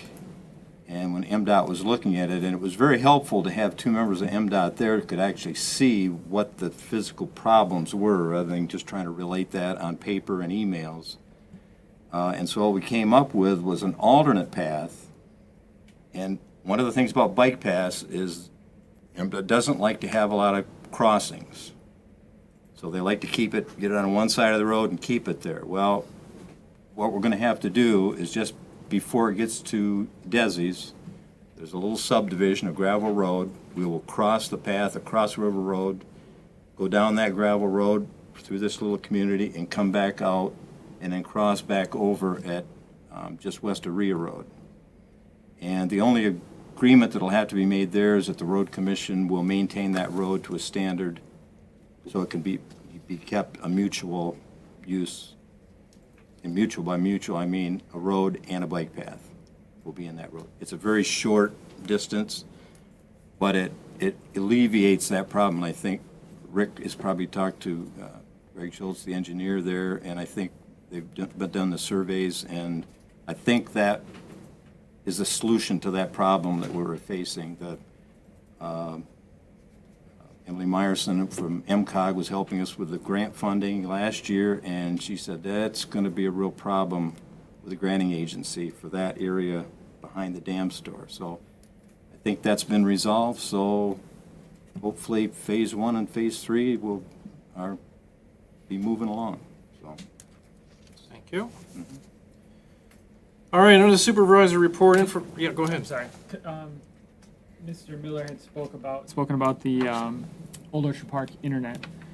project. And I was yes. wondering if we could, I know Mr. Cummings, who's got a lot of knowledge on that, isn't here tonight, but if we had an update, because I've been curious myself. Update on that is we were waiting for ATI to clear up some stuff on their contract and to locate a different location or work some sort of legal issue regarding their central box being located on township property. We just heard recently that ATI, I think it was just Friday when I heard this, ATI has cleared up that issue. So hopefully within the next few weeks, we'll have something with the contract if we can complete it then or what, but process is moving along. Yeah, It was held off for a bit there because there were some contract issues, but hopefully we've broken through that. AT&T on one line with broadband, and then broadband on the other side, so running cable just didn't make sense. Did you go out to contract or bid on that? For routing the cable, that would be through ATI, as far as I know. No, not for cable, but for having Wi-Fi at the campground. I don't know the status of that. thank you.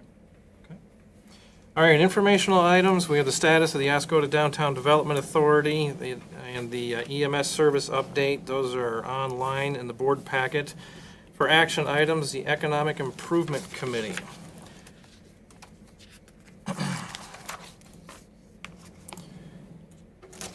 So as discussed previously, the next phase of the Township Economic Development will consist of establishing a township-wide Economic Improvement Committee.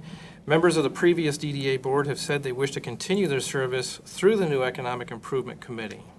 A resolution is in the packet regarding to stand up such a committee.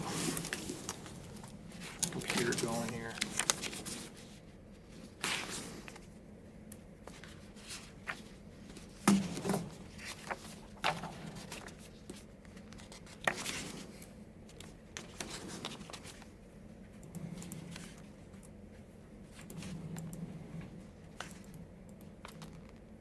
Under this resolution, number 2019-20, whereas the Charter Township of Oscoda has identified the need for major economic growth and sustainability and the need to establish a committee to facilitate this endeavor.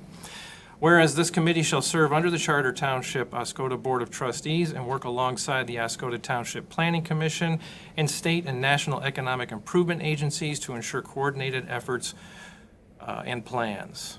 Whereas the mission of the Oscoda Township Economic Improvement Committee is to be a catalyst for economic development and foster a strong economic environment which supports businesses and nurtures growth and new investment in the Charter Township of Oscoda. The Oscoda Township Economic Improvement Committee is dedicated to promoting and facilitating economic development and to improve quality of life by increasing its economic base and encourage new business growth and promote retention of current businesses for the township as a whole. Whereas the vision is to lead the state of Michigan and Northeast Michigan with an innovative and sustainable economy while attracting new businesses and expertise to enjoy our unique lifestyle. This committee will set the standard in economic growth as a leader promoting investment and development and is responsible for providing leadership for the township's economic growth strategy. It will create and implement an economic development strategy, design and employ a downtown redevelopment plan, develop and apply a community marketing strategy and branding system, qualify and retain redevelopment-ready communities certification, oversee all Brownfield Redevelopment Authority activities, and encourage investment in the township's opportunity zone or any of the listed subsequent replacement programs, and work to succeed in its mission by the year 2030. Now therefore be it resolved, the Charter Township of Oscoda creates an Economic Development Committee effective 25 June 2019. Now therefore be it further resolved that by resolution of this township, the Township Board shall create this committee and make the necessary appointments to comprise the committee's membership as provided herein. The committee's board shall be comprised of 5 township residents who will meet at a minimum of once per month. These board members will serve on 4-year staggered terms to ensure continuity. To maintain adequate cross-representation, at a minimum, 1 board member shall be of the Oscoda Board of Trustees, which includes any of the 7 board members. 1 shall be an Oscoda Township Planning Commissioner, and 1 shall be a resident of Oscoda Township. The other vacant positions may be filled by Oscoda Township residents, whether from another government board or not. The board may add an alternate position who only has voting rights and deliberation abilities while filling a vacant position, or has deliberation rights while serving on a development committee, subcommittee, or advisory committee. Board members shall be appointed by the Oscoda Township Supervisor and approved by the Charter Township Board of Trustees. Are there any questions regarding this resolution? Aaron, the DDA had very specific boundaries. I'm guessing that this new concept that you're outlining here is for the entire township. Correct. Second question, is it going to have a director like the DDA had? That is at the option of the Township Board. Okay.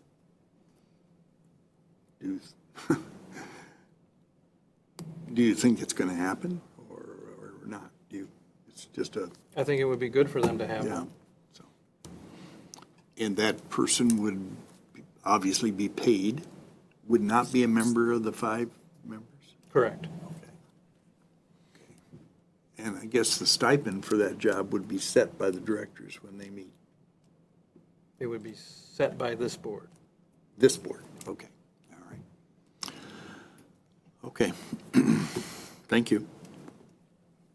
Any other comments? How do we plan on funding that? I don't know. If it's determined, if the board determines there is one, then that will be part of the discussions.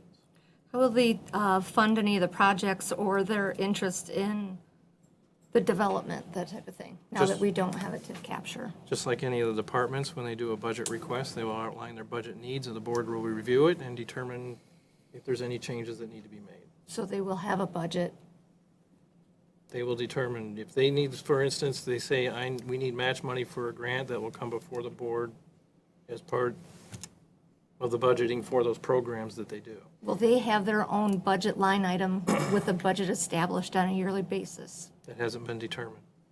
When the committee stands up, there's a lot of things that they will structure and determine from that. They will present to the township board for any approvals, disapprovals, or adjustments.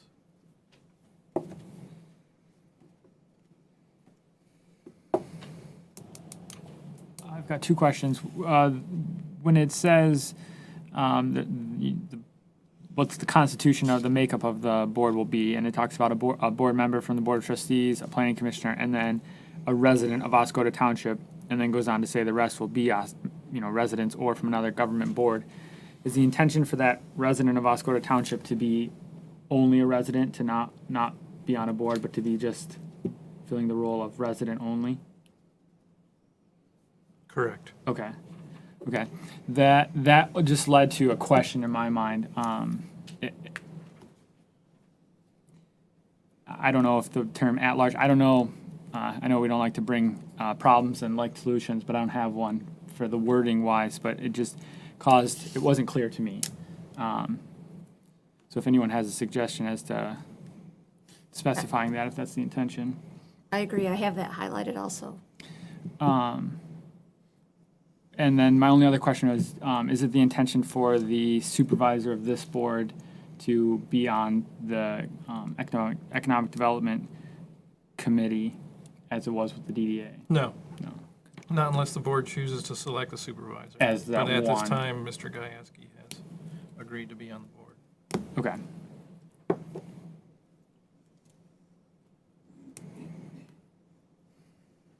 Is this going to help in our compliance with the RRC?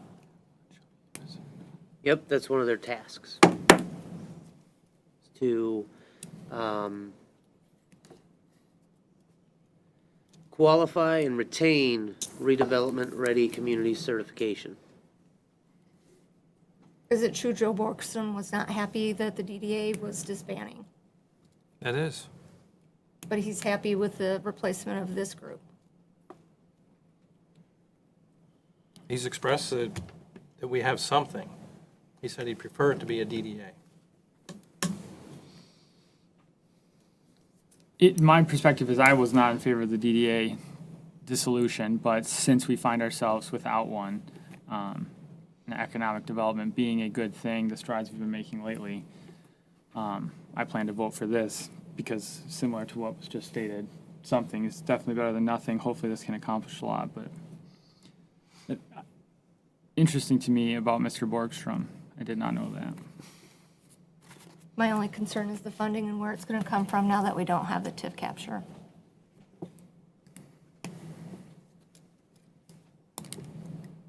Any other comments?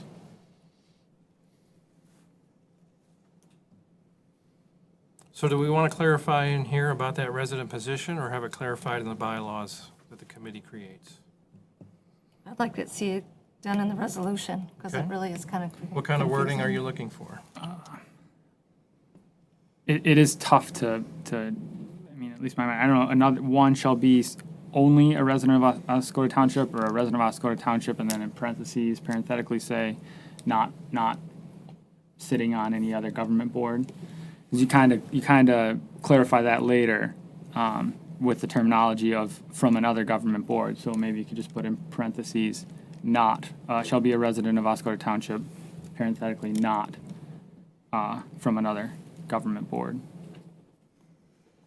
Okay, so something like who does not serve on any other township board? Yeah, that sounds good to me. Is that good with everybody? Yeah, that's fine with me.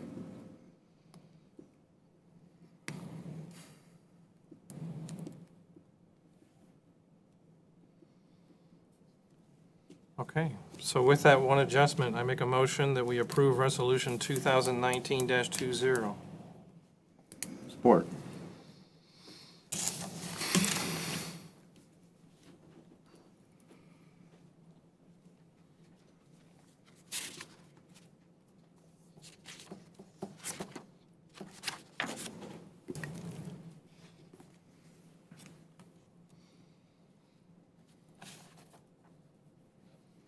Motion by Mr. Weed, support by Mr. Palmer.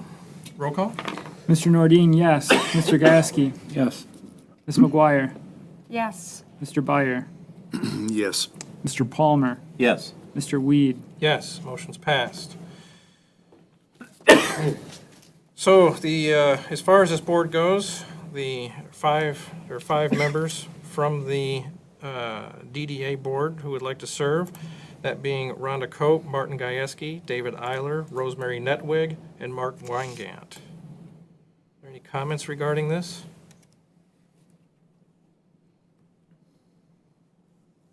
No. I make a motion, we approve Rhonda Cope to serve on the Economic Improvement Committee with a term expiring 31 December 2020. Support.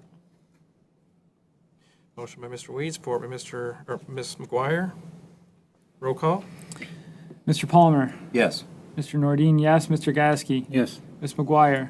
Yes. Mr. Byer. Yes. Mr. Weed. Yes, motion's passed. I make a motion, Martin Gajewski serve on this board with a term expiring 31 December 2021. Support. Motion by Mr. Weed, support by Mr. Palmer. Roll call? Mr. Nordine, yes. Mr. Byer. Yes. Mr. Palmer. Yes. Mr. Gasky. Yes. Ms. McGuire. Yes. Mr. Weed. Yes, motion's passed. I make a motion, David Eiler serve on this board with a term expiring 31 December of 2022. Support. Motion by Mr. Weed, support by Mr. Gajewski. Roll call? Ms. McGuire. Yes. Mr. Nordine, yes. Mr. Byer. Yes. Mr. Palmer. Yes. Mr. Gajewski. Yes. Mr. Weed. Yes, motion's passed. Make a motion, Rosemary Netwig serve on this board with a term expiring 31 December 2023. Support, but I have a question. Why is hers the only letter that's in the packet and nobody else's? She's the only one I've received, but during the last board meeting, they all said they want to serve on this board.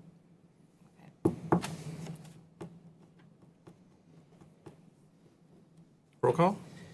Mr. Gasky. Yes. Ms. McGuire. Yes. Mr. Byer. Yes. Mr. Palmer. Yes. Mr. Nordine, yes. Mr. Weed. Yes, motion's passed. I make a motion, Mark Weingant serve on this board with a term expiring 31 December of 2023. Support. Motion by Mr. Weed, support by Ms. McGuire. Roll call? Ms. McGuire, Yes. Mr. Gieske, Yes. Mr. Palmer, Yes. Mr. Nordine, yes, Mr. Byer, Yes. Mr. Weed. Yes, motion's passed. We have a vacancy on the Board of Review. Mr. Gottlieber, resident of Oscoda Township, has requested to serve on the board. Are there any comments?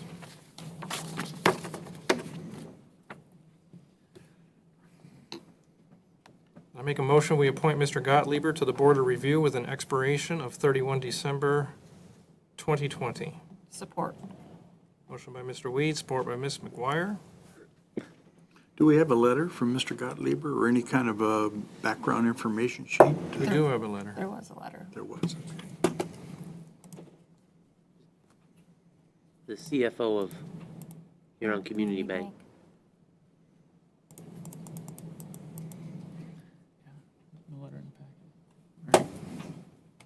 Roll call. Ms. McGuire, Yes. Mr. Byer, Yes. Mr. Nordine, yes, Mr. Gieske, Yes. Mr. Palmer, Yes. Mr. Weed. Yes, motion's passed.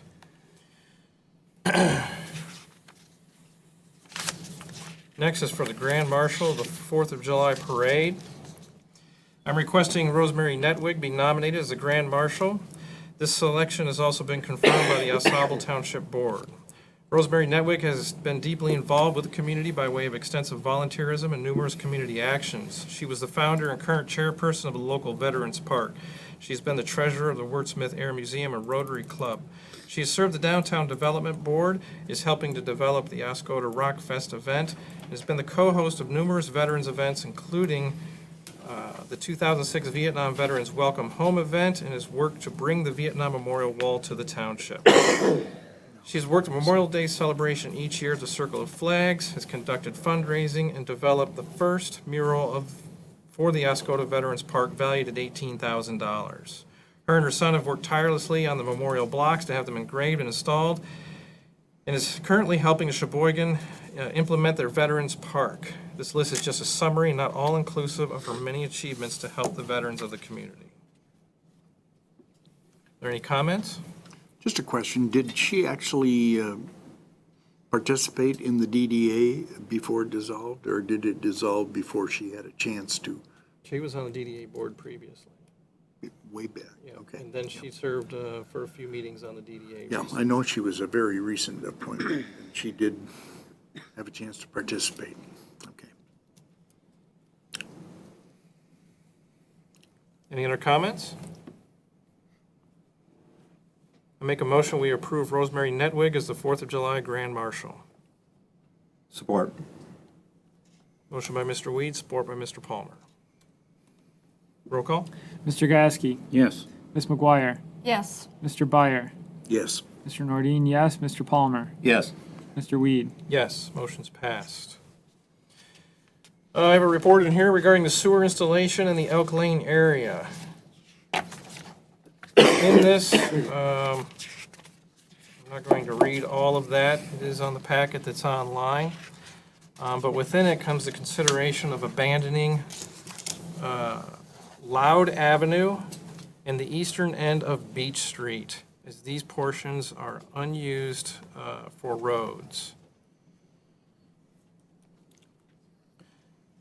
And this is just to begin the process. All information developed during this time will be brought forward to the board prior to any sort of final approval or disapproval. So shouldn't we word it as just looking into the whole process itself? Because it really was only brought to our attention by the residents that want to hook up to the sewer. So maybe just instead of like beginning the process of abandoning it, maybe look at all the options, make a motion to look at all the options that are available. So we don't want to try to limit, if we abandon the road, their option to be able to connect in different fashions. Like directly, like our ordinance says they're within the 400 feet, which says that they should hook up now. Yeah, they must hook up, it says, I believe.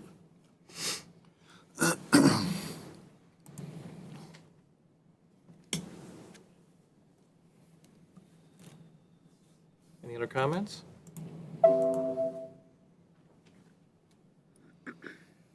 I'm going to make a motion that we look at all options, not ruling out anything, to be able to provide service and get them a written estimate to be able to connect to the Loud Dam or Loud Avenue sewer line. Boy, the name Loud Avenue, if I have it located right in my mind, is a little pretentious, isn't it? Have you seen it? It is, it's people's backyards, actually. Well, what they think is their backyards. Yeah, there's not a road. Yeah, I know. I checked it out late this afternoon. It's highly covered with vegetation. Right, but it's clearly that's where the sewer line is. Yeah. I was out there myself today. What's the motion? Let's see here. What I have written, so we don't have a restatement, then I got two things written. I have written to look at all options, not ruling out anything, and provide an estimate to connect to Loud Avenue. Well, if you have it written, I apologize. Nope, that's fine.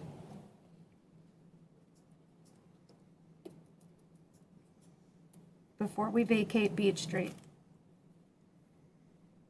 Look at all avenues, be sure all avenues are researched to be able to provide the sewer to the resident and to give them a written estimate for Loud Avenue. Option.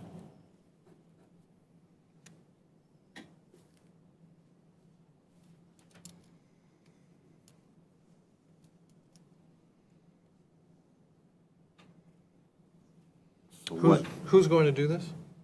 The township would. Who in the township? Well, who would do it normally?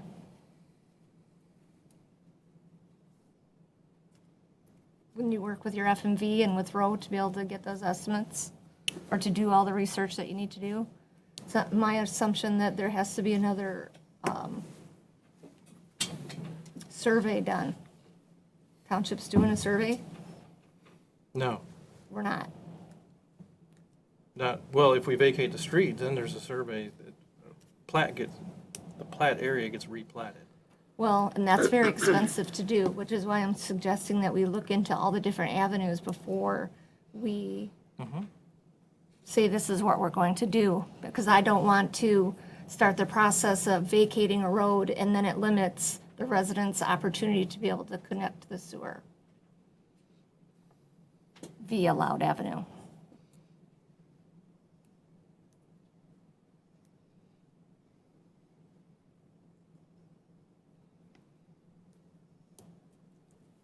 There's a lot of information. I spent most of my day talking to Nancy today. I talked with Row Engineering today. There's a lot of unanswered questions. Beach Street isn't even on the plat. It's not even platted in either subdivision. I called the Road Commission today. 610 feet from the center of US 23 is what's certified with them, which doesn't even cover to the other side of Lake Street down there. And I know that that's supposed to be a public access, and there is a path that people actually do use to go down there. Really? Yes, there is. It's through the vegetation. It's not much of a path, but you can still get there. Maybe not through the water and stuff right now, but it is still there. And it is hard to determine the lines and that type of thing. But I think that before we start any type of vacate process, that type of thing, we look at all the options and the costs before we sit down and say this is what we're doing. Would you like to handle that project? No, I don't think I should have to, Aaron. I think that's what we have staff to do for. Okay.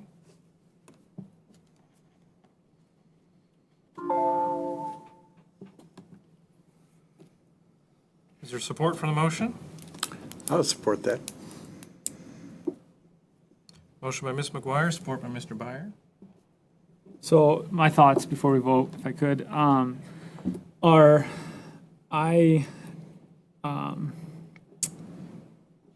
I think we should make sure everybody on this board knows what all the implications of our actions are, and I don't want to unknowingly preclude something from happening by vacating this road. So I'm comfortable with going slow and checking all options. The not ruling anything out concept, like I understand, like we want to be open-minded to all concepts. So I'm good with staying open-minded. Certain things potentially will have to be ruled out in my mind, as with anything. Not all things are possible in all instances, but I definitely am okay with making sure this board and every member of it is fully aware of what their actions, the implications of the actions of the board will be.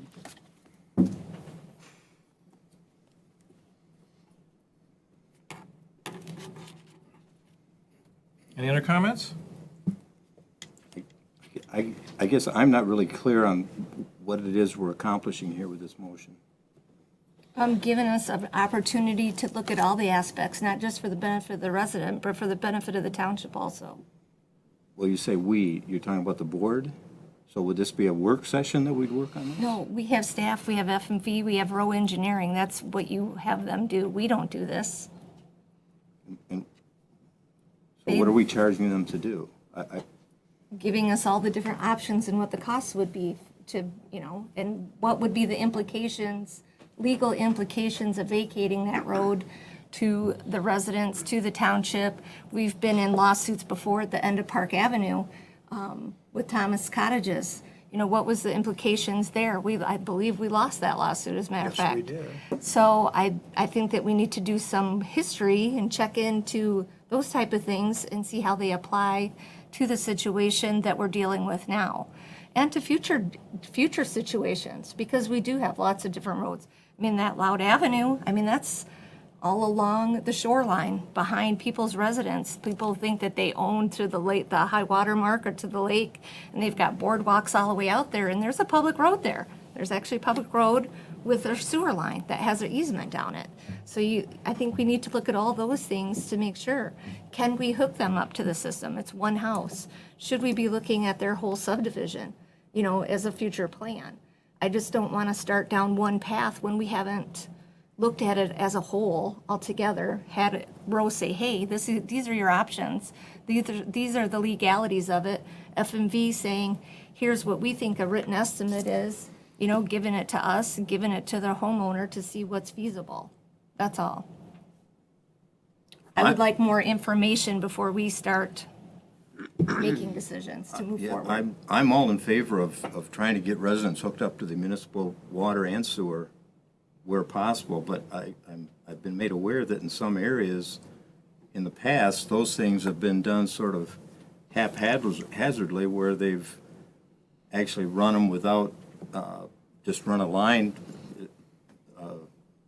from point A to point B, where they had an agreement with the landowners at the time, and they said, oh yeah, that'll be fine, but as time has gone on, there's different landowners now, so now you have water lines that are on, and sewer lines that are on private property now, which should never happen. So my only concern, and I'm more than happy to have people get our sewer and water system expanded and have people on, especially people that have places near water. I think that's very important to have all these homes that are down there in Loud Drive that are on the beach, that they are on the municipal sewer. I think that's a good option, but it needs to be done in a proper manner. So I guess if what you're saying is that we're going to have our engineering companies look at what the best options are and come up with a price to do that. My only concern is with that Loud Avenue, it seems to me that we should probably contact the road commission to make sure that they're not going to abandon the road at some future date. And we get that determined, because I went down there and looked at it, and by any stretch, there's not a road there. And so if we maintain that as a road, there's a number of buildings that are in violation of our ordinance. Right. So abandoning the road would alleviate that problem for the residents, and now they don't have to, come in compliance with the ordinance in terms of setbacks and that sort of thing. But what was the setbacks back then? And that's another thing. That's what I'm trying to say. We need to gather those some. setbacks. From 1979? Yes, yep. And the setbacks were pretty much the same back then, so. Pretty much the same? So you'd have that documentation? Yeah, we can get that. Well, this is what I'm saying. I think that we, as a board, everybody should have that information to be able to make those decisions. So one facility is built over the road. So you say a survey hasn't been done, and actually the residents paid for a survey to have done, they were told to have done that, and now we're gonna pay again to have another survey done? So regarding the cost of this, who's gonna bear those that are associated with the enterprise system of the sewer system? The township should, it's our system. But it's an enterprise system. Then the Only the enterprise users. system pays for it. So all users bear a cost on this. Well, if you're going to replat everybody when you vacate the loud, or you vacate, Planning is different than the enterprise system. all the taxpayers have to pay for it. And it's expensive according to our assessor, what she told me today. You know, I was looking at, I could be wrong again, I've been wrong a couple times tonight, but that the owners of the house, relatively new owners, also own the land across Lake Street, leading right up to 23. And that option of connecting right through their own property, going underneath Lake Street and going out to 23 that way. But the figures that are in your narrative, Aaron, are pretty high. I think I don't know where you got these. I'm not contesting them, but I think it's somewhere it says $305 a foot times 1,000 feet. Boom. Yep, that's to install a main. Yeah. Okay, it's not the line. That's installing the main. Okay. Well, And again, like I said, maybe we should be looking at a special assessment for the whole subdivision there, or to, just all the different options and be able to make a good call instead of just saying, this is what we're gonna do. and that's why I brought this up, Jamie, is that, this idea of going under the road and through their own property out to 23 is just something to look at. Maybe it'll end up being terrible. Maybe it'll be something that's cannot be paid for by individuals, but let's look at it. And that's why I'm seconding your motion. Let's look at all the options, so. Any other comments? Roll call? Mr. Palmer, Yes. Mr. Byer, Yes. Ms. McGuire, Yes. Mr. Gasky, Yes. Mr. Nordine, yes, Mr. Weed. Yes, motion's passed. Superintendent's report, peddler's license. All right, so there's a first time for everything. The clerk received an application supporting documentation associated with a peddler's license. Your packet contains a redacted application for peddler's license, a description of the nature of the goods sold, as well as Article 2 of the Oscoda Township Code detailing the process for obtaining a peddler's license. The required criminal background information was supplied to the police chief for review. The issuance of the peddler's license requires the township board approval. Comments?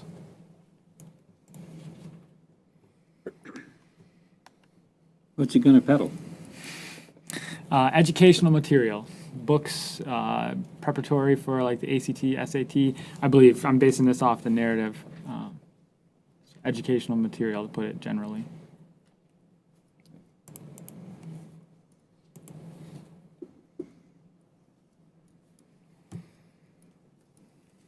Any other comments?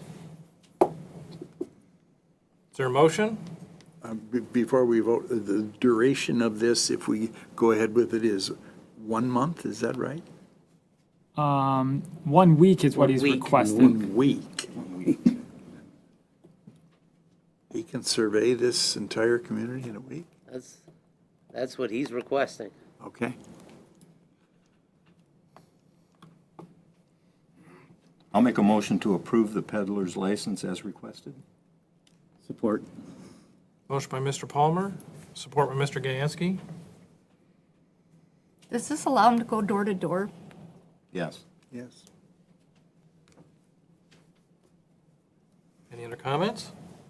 I believe there's a $100 fee he has to pay for this license. Yes, there's an application fee that he's paid, and then there's also a fee to obtain the license. Is there background checks and stuff that's done with this? He provided the information for the Michigan that was reviewed by the police chief. It was reviewed by the police chief.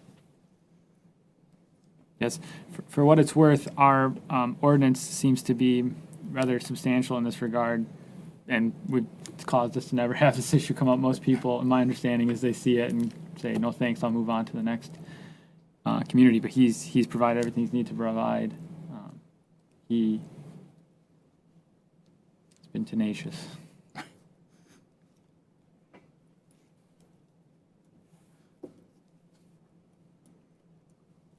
All right, roll call? Mr. Nordine, yes. Mr. Palmer. Yes. Ms. McGuire. Yes. Mr. Byer. Yes. Mr. Gieske. Yes. Mr. Weed. Yes, motion's passed. 8-ton tree service. All right, so DPW consulted with 8-ton tree and debris concerning 2 trees posing safety hazards to the Oscoda Township Beach Park. Your packet contains an invoice detailing $2,950 of tree removal and stump grinding services to be performed at the beach park. Be paid out of the General Fund Lakefront District 101-250-801-000 for professional services.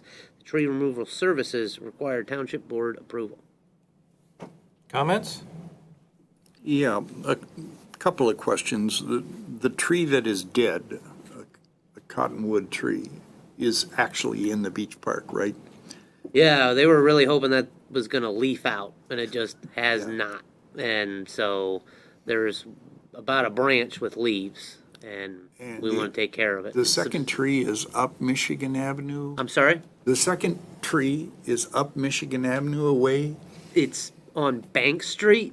Bank Street, okay. Very close to the actual property line. Mm-hmm. And this is a birch that is leaning over a house. It starts on our property and leans over. Okay. I've consulted with the insurance company, and they will not proactively pay for tree removal. They will only pay if there's damages caused. And so we don't want to wait for a birch tree to blow over. They are not the most substantial trees as far as age and so forth. So, now, your narrative says the DPW consulted with 8-ton tree and debris company. Was there any bidding here? Absolutely. So we went out. They are our tree service for 2 years. Okay. Okay. Doesn't read that way, though. I mean, I believe you, but, it just sounds like they went out and picked a company and consulted with them. Yeah, we advertised the bids, and 8-ton was the only one that actually responded back. Okay. According to several staff that I've talked to, they are very, very happy with this 8-ton tree service out at Old Orchard Park. They did a phenomenal job out there, according to Al.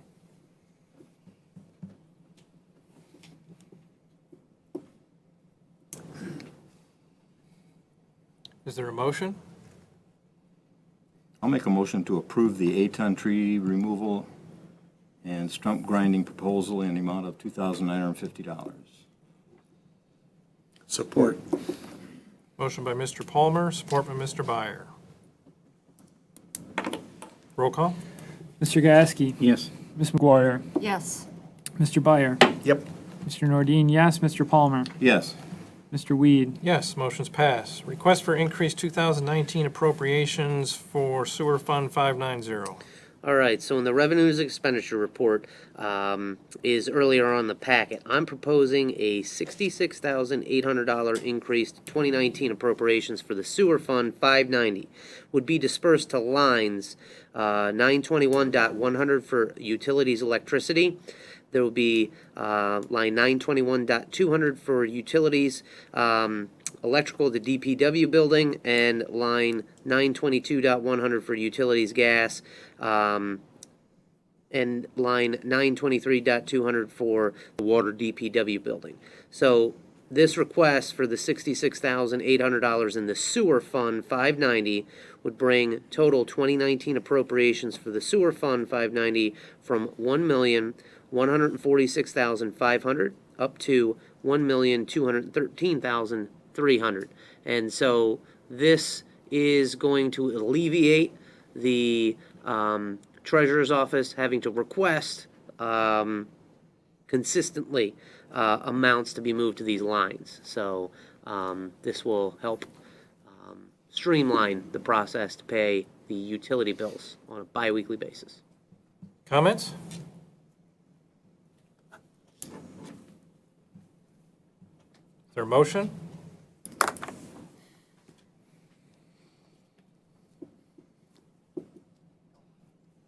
I'll make a motion to approve the increase to the 2019 appropriations for sewer fund 590 in the amount of $66,800.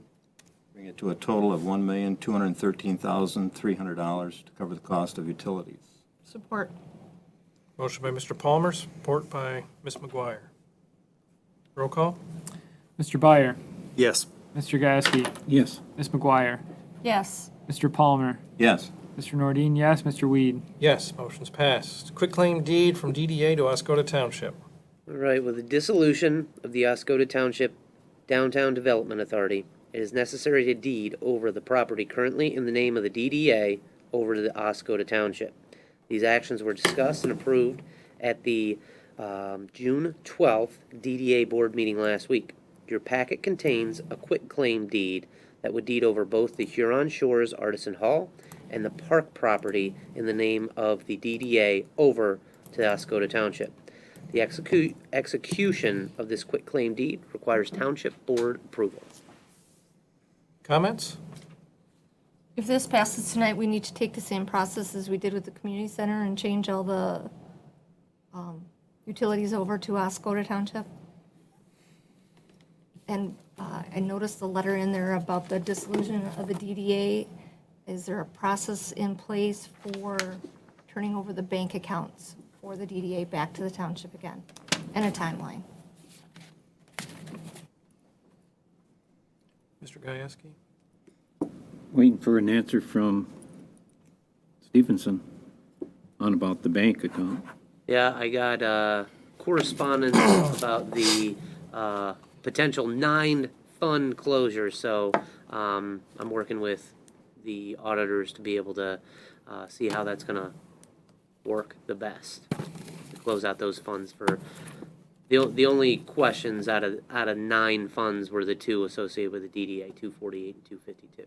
That's what they're providing research and understanding on the restrictions of those funds. Okay, only because we have rentals for the Huron Shores, so we'll have a deposit that we're gonna have to return, and also the bills don't stop coming in to pay, so just don't wanna see those be late, with late fees. So hopefully there's no lag in No, there. there won't be none. I'm gonna continue until we get this solved, figure out what to do with it. Well, can you do that if it's still, if it's dissolved, or does it need to be turned over right away? Is it, we can do it for, what did she say? There's no longer a DDA, No longer a DDA, but as far as the rental, it goes into the DDA fund. right?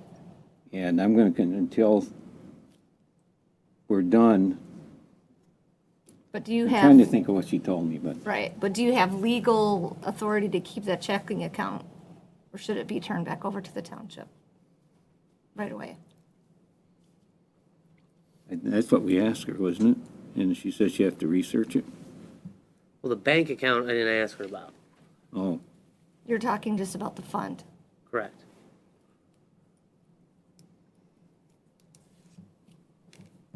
we gotta keep that open for 3 years though?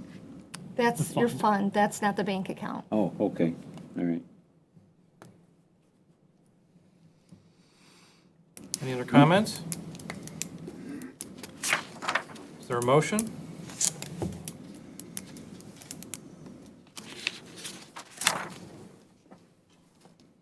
I'll make a motion that we quitclaim the deed, approve the quitclaim deed from the DDA to the Oscoda Township for the properties outlined And also expedite the turnover of the bank account for the DDA back to the treasurer's office for proper accounting.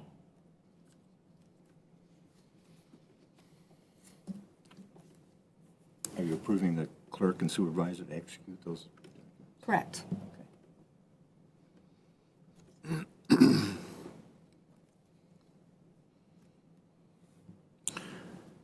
Do we have any plans? I know nothing can be definite at this point, but do we have any plans that anybody would care to share for either one of these parcels that we're talking about here tonight? The park property or the Artisan Hall? If they become ours, is anybody thinking ahead and saying, okay, what we can do with these? If the intent is to sell them, I'd like to hear someone say that. We've discussed sales of the building many months ago with the DDA board, and they were all in favor of selling the building. The present board or the one that? The previous board. Previous board. Yep. That was talked about last fall.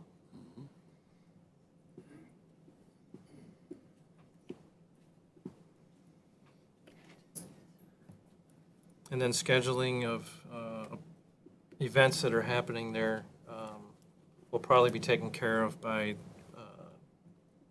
the executive secretary.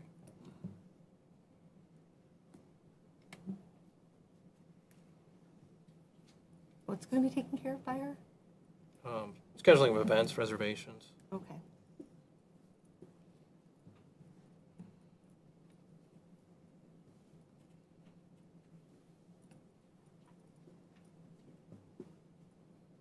I'm in favor of having the building listed for sale.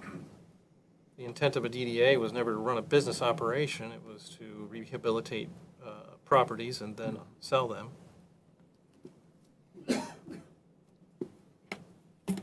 Is that a direction you would like to go in? Is that pertinent to the subject? No, I have no suggestion. But I appreciate your candor. Okay? Okay, there's a motion by Ms. McGuire. Is there support? Support. Are there any other comments? Roll call? Ms. McGuire. Yes. Mr. Gieske. Yes. Mr. Nordine, yes. Mr. Palmer. Yes. Mr. Byer. Yes. Mr. Weed. Yes, motion's passed. Township auction items. All right. If So I, the could, if I could point out, it's 9:30. Time. It's 9:30.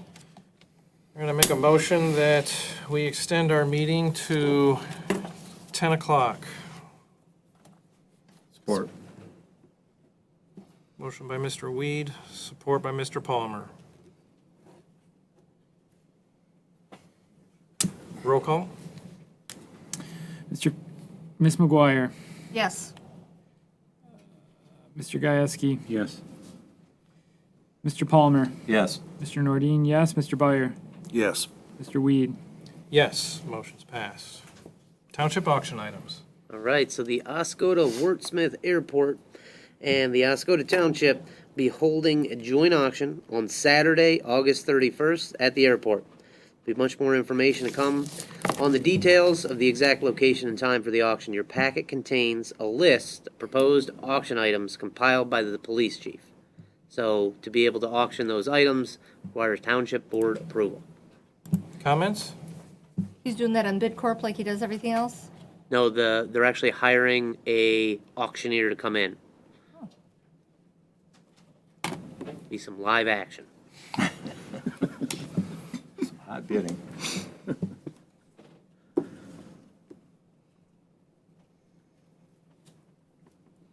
Is there a motion?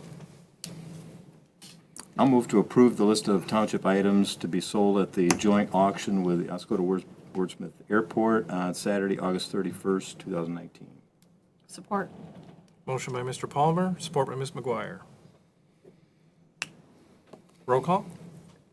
Ms. McGuire. Yes. Mr. Byer. Yes. Mr. Nordine, yes. Mr. Gasky? Yes. Mr. Palmer? Yes. Mr. Weed? Yes, motion's passed. Now on to other. Request to use Oscoda Beach Park for Freedom Fest. Right, so what you have in front of you, what I provided hard copies of, is a revised request from Mr. Cruz. And so what this does, it's the one right here, it is requesting the beach park for the 3rd annual Freedom Fest on July 4th, 2019, from noon to 11:59 p.m. There are some specific requests in there. Mr. Cruz was able to provide the certificate of liability insurance. I also provided you the special events policy for the township. Comments?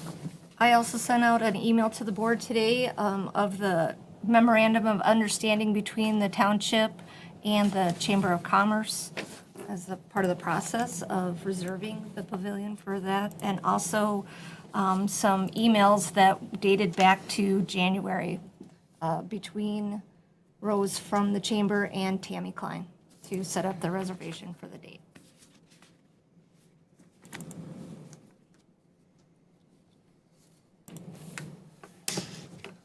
I would just make a suggestion that in the future, I mean, I see Mr. Cruz coming before us tonight. It's on our agenda tonight, the 24th day of June. And I have seen advertising for this event around town for a week or two. Do we have the cart before the horse here? If you look at your emails, like I sent to, well, you just got it tonight, Jim, so you Yes. haven't had a chance, Yep. but it goes back to January, that there was communication between the Chamber of Commerce and with Tammy. Okay. Saying that they intended to use it again this year. And and also the memorandum of understanding between their kind of outlines how that was supposed to work. Okay. So we were given this special event policy, which I guess is what handles these kinds of events. Does that sort of preempt the food truck ordinance and the beach park, water sports ordinance, which allows for food vending and for sale of items with a permit? This goes back to June 10th of 2008 is when the special events policy was signed by the former clerk. Yeah. And then at that time, we didn't have those two ordinances. Those are brand new. So I guess my question is then, does this preempt those ordinances so that we don't have to consider those in allowing this, or? So this is a policy. It is not codified into the ordinance. And I noticed the updated request references the food vending unit ordinance, so it appears the intention of the event would be to fall under the mobile vending unit ordinance now. Yeah, because in the mobile vending unit, it provides, not necessarily just a food truck. It's any movable thing that can be brought in for distributing food. It's I forget now, it's a $20 or $30 permit for a fee for a daily permit. But if the special event policy, which has been in place longer than the two ordinances, takes precedent, then if that's what we would operate under. I'm just asking the question. I don't know the answer to that. So. Yeah, I don't know the answer either. The fact that the newer ordinance is an ordinance and this is a policy seems like the ordinance would take precedent, but I don't know that. But either way, it looks as though the requester is recognizing that they would come under that ordinance, so. If that were the case, the only thing they'd have to do is apply for the permit, and they should be good to go. So they could just stop into Lorna's office and do that? Yeah, I think so.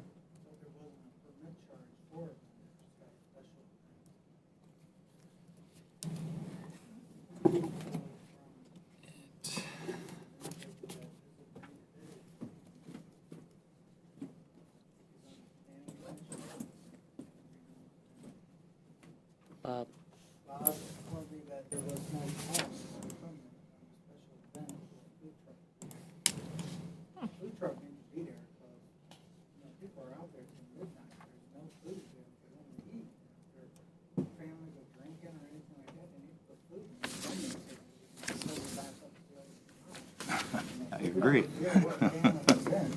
I agree. We're a family event for the kids, they didn't enjoy themselves out there. Come out there to make money or anything like that. We just try to get enough to only cover our costs for the day. This is more of a cruise con thing that I give back to the community. And for the last 3 years, we had 2 food trucks out there, providing that service. We had 1 food truck. I think this year, Bob gets his truck running, we'll have them back out there, and Hungry Howie's gonna be there. So we have a little bit more food available for the people out there.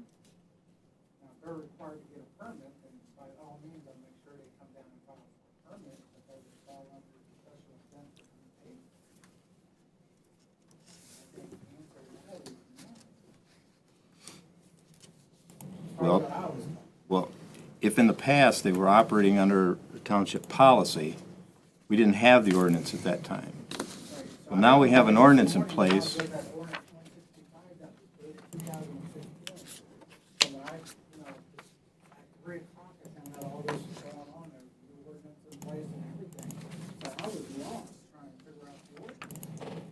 The ordinance is in the code book, not the 165 ordinance. On the website of the ordinance, the new ordinance with the vending stuff in it is not up there. On the website? Yes. So what, like, a lot of times, I'll come and follow it, $30 a minute, I don't mind doing that. That's all. Question too, in regards to this conversation here, what about the Lions and the Rotary who have traditionally been down there and serve hot dogs and pie and juice and all that kind of stuff on that same deal, on that same day? I don't know that they've ever asked for a permit. Probably will need Are we to. gonna have to have, are the Lions and the Rotary falling out of line here by just surmising that they're gonna be able to carry on as usual, or what? Good question. But right now, we're dealing with the Freedom Fest part of it, though. That's the same thing, on that same date. But his is a different operation, so we're dealing with that Oh, I subject right understand. now. But I good understand question, and we'll need to address that. That just popped in my head as, hey, on the same date, same time. Mm-hmm.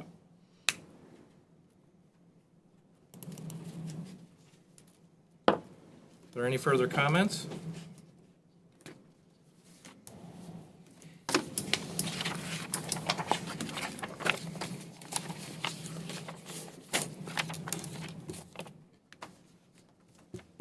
Is there a motion?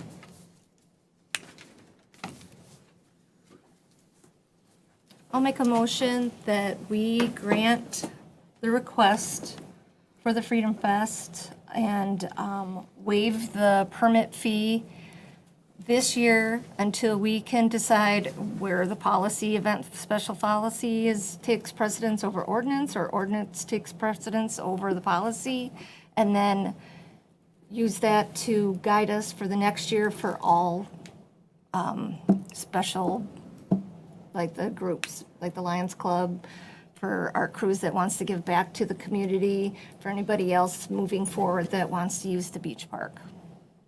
Do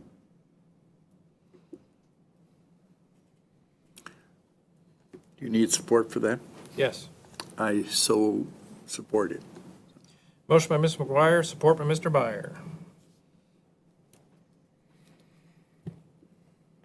Any other comments?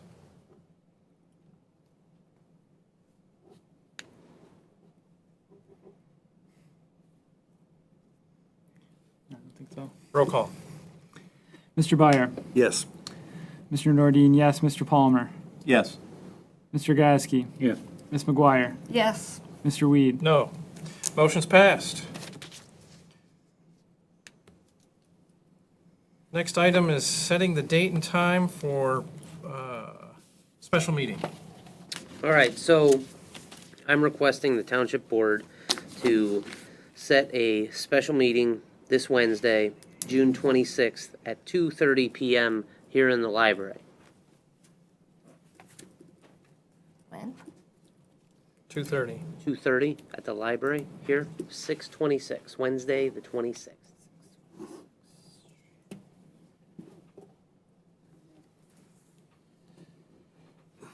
I move that we do have this meeting at 2:30 on the 26th of June. I'm not available.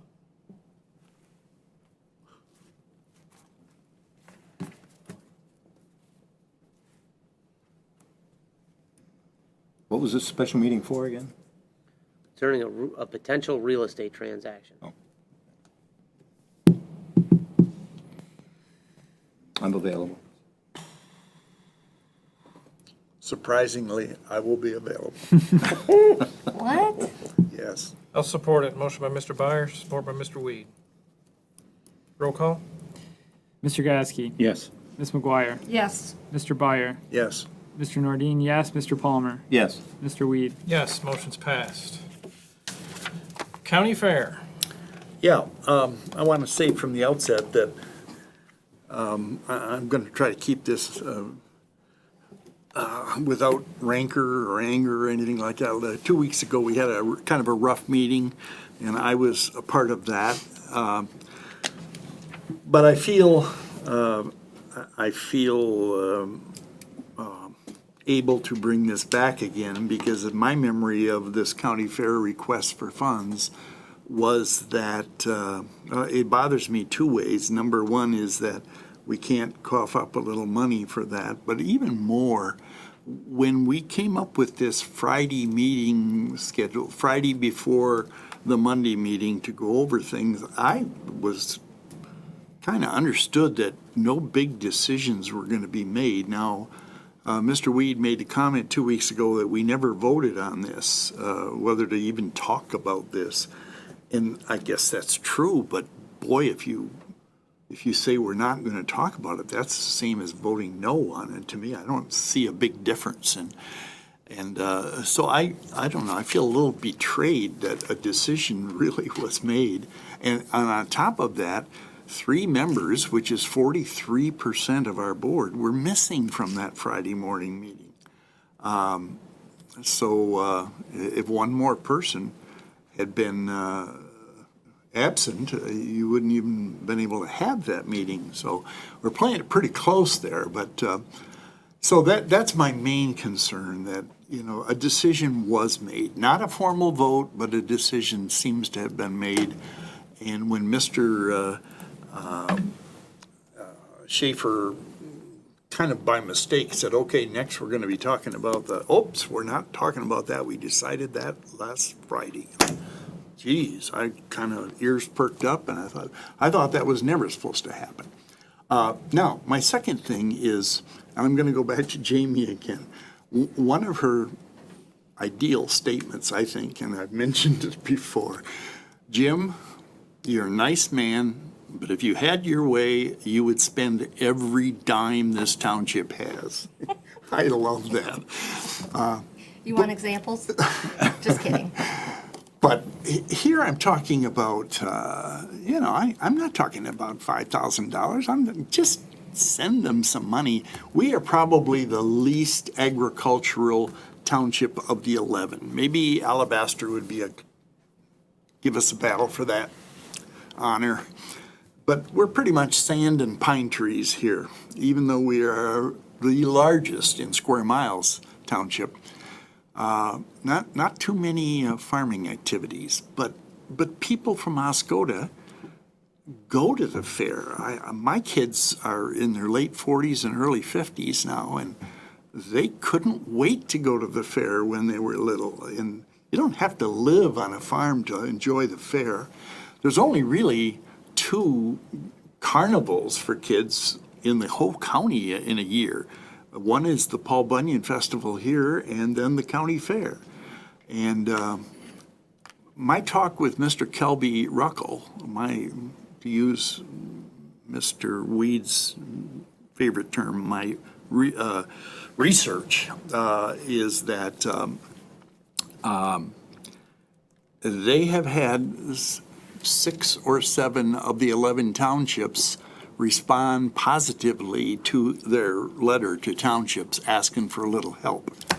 And they're not worried about donation law, if there is such a thing. They're not worried. The county, $2,500 year after year after year to the Iosco County Fair. Are they worried about this big boogeyman, the donations law? Apparently not. Even the state of Michigan used to give some figure 3,000, 3,500 to county fairs, and they stopped doing that. And I asked Mr. Ruckel, did they do that because they were worried about a law or donations? No, he said they clearly told us at that time when they decided not to hand money out to county fairs that it was a money thing. The state's budget were really hurting and they couldn't afford to do that anymore. But the money that they use, and I'm talking about $75, $100, just so that we're in the game. And, there's a couple of you here on the board tonight. I don't think I'm going to change your mind, but the rest of you, I mean, they use the money for stipends for kids that participate, livestock and other projects, trying to get a better carnival upgrade the carnival each year. If they have to repair buildings like a new roof or build a whole new building, they need some cash, even though I've told you the county gives them $2,500, but that doesn't come close to what they need.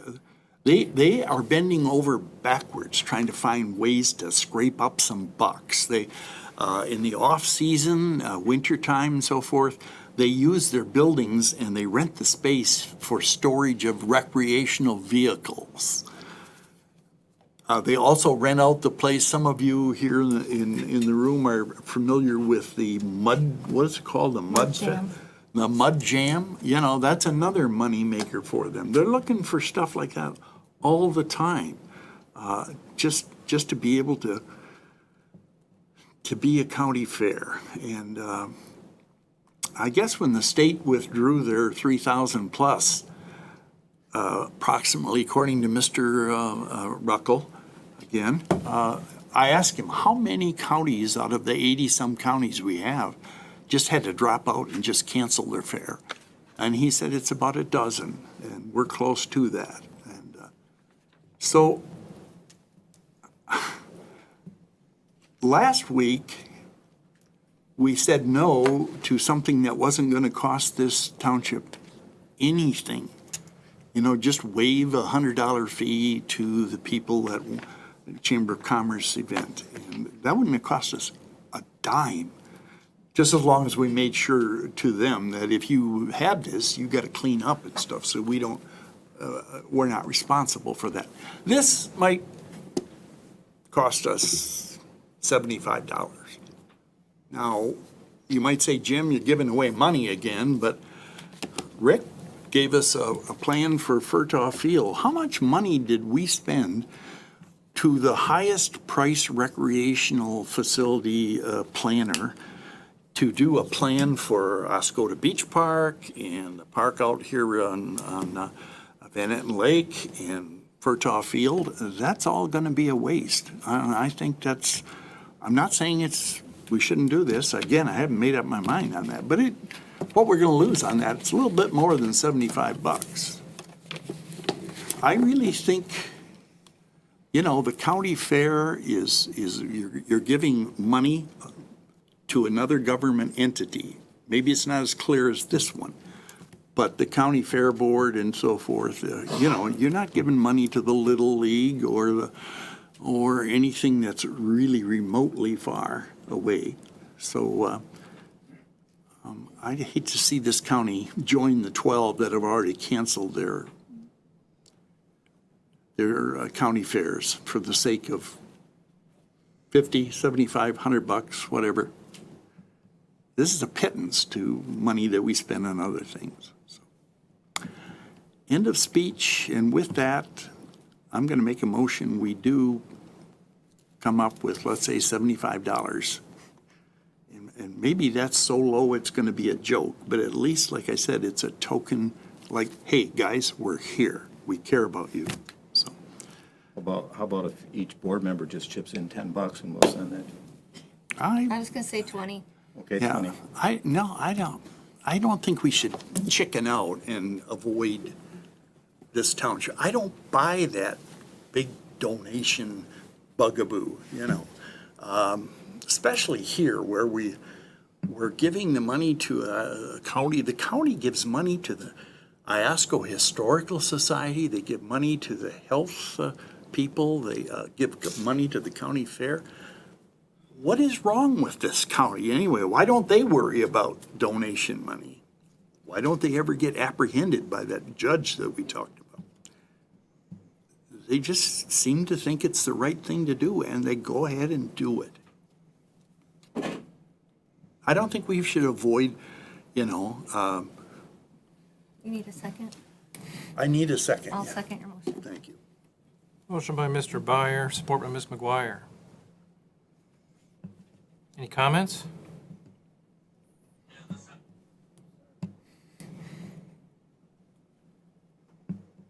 So,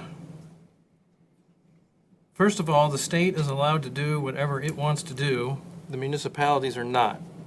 As in state law, it dictates that a municipality cannot do anything that's not expressly said in a law that it can do.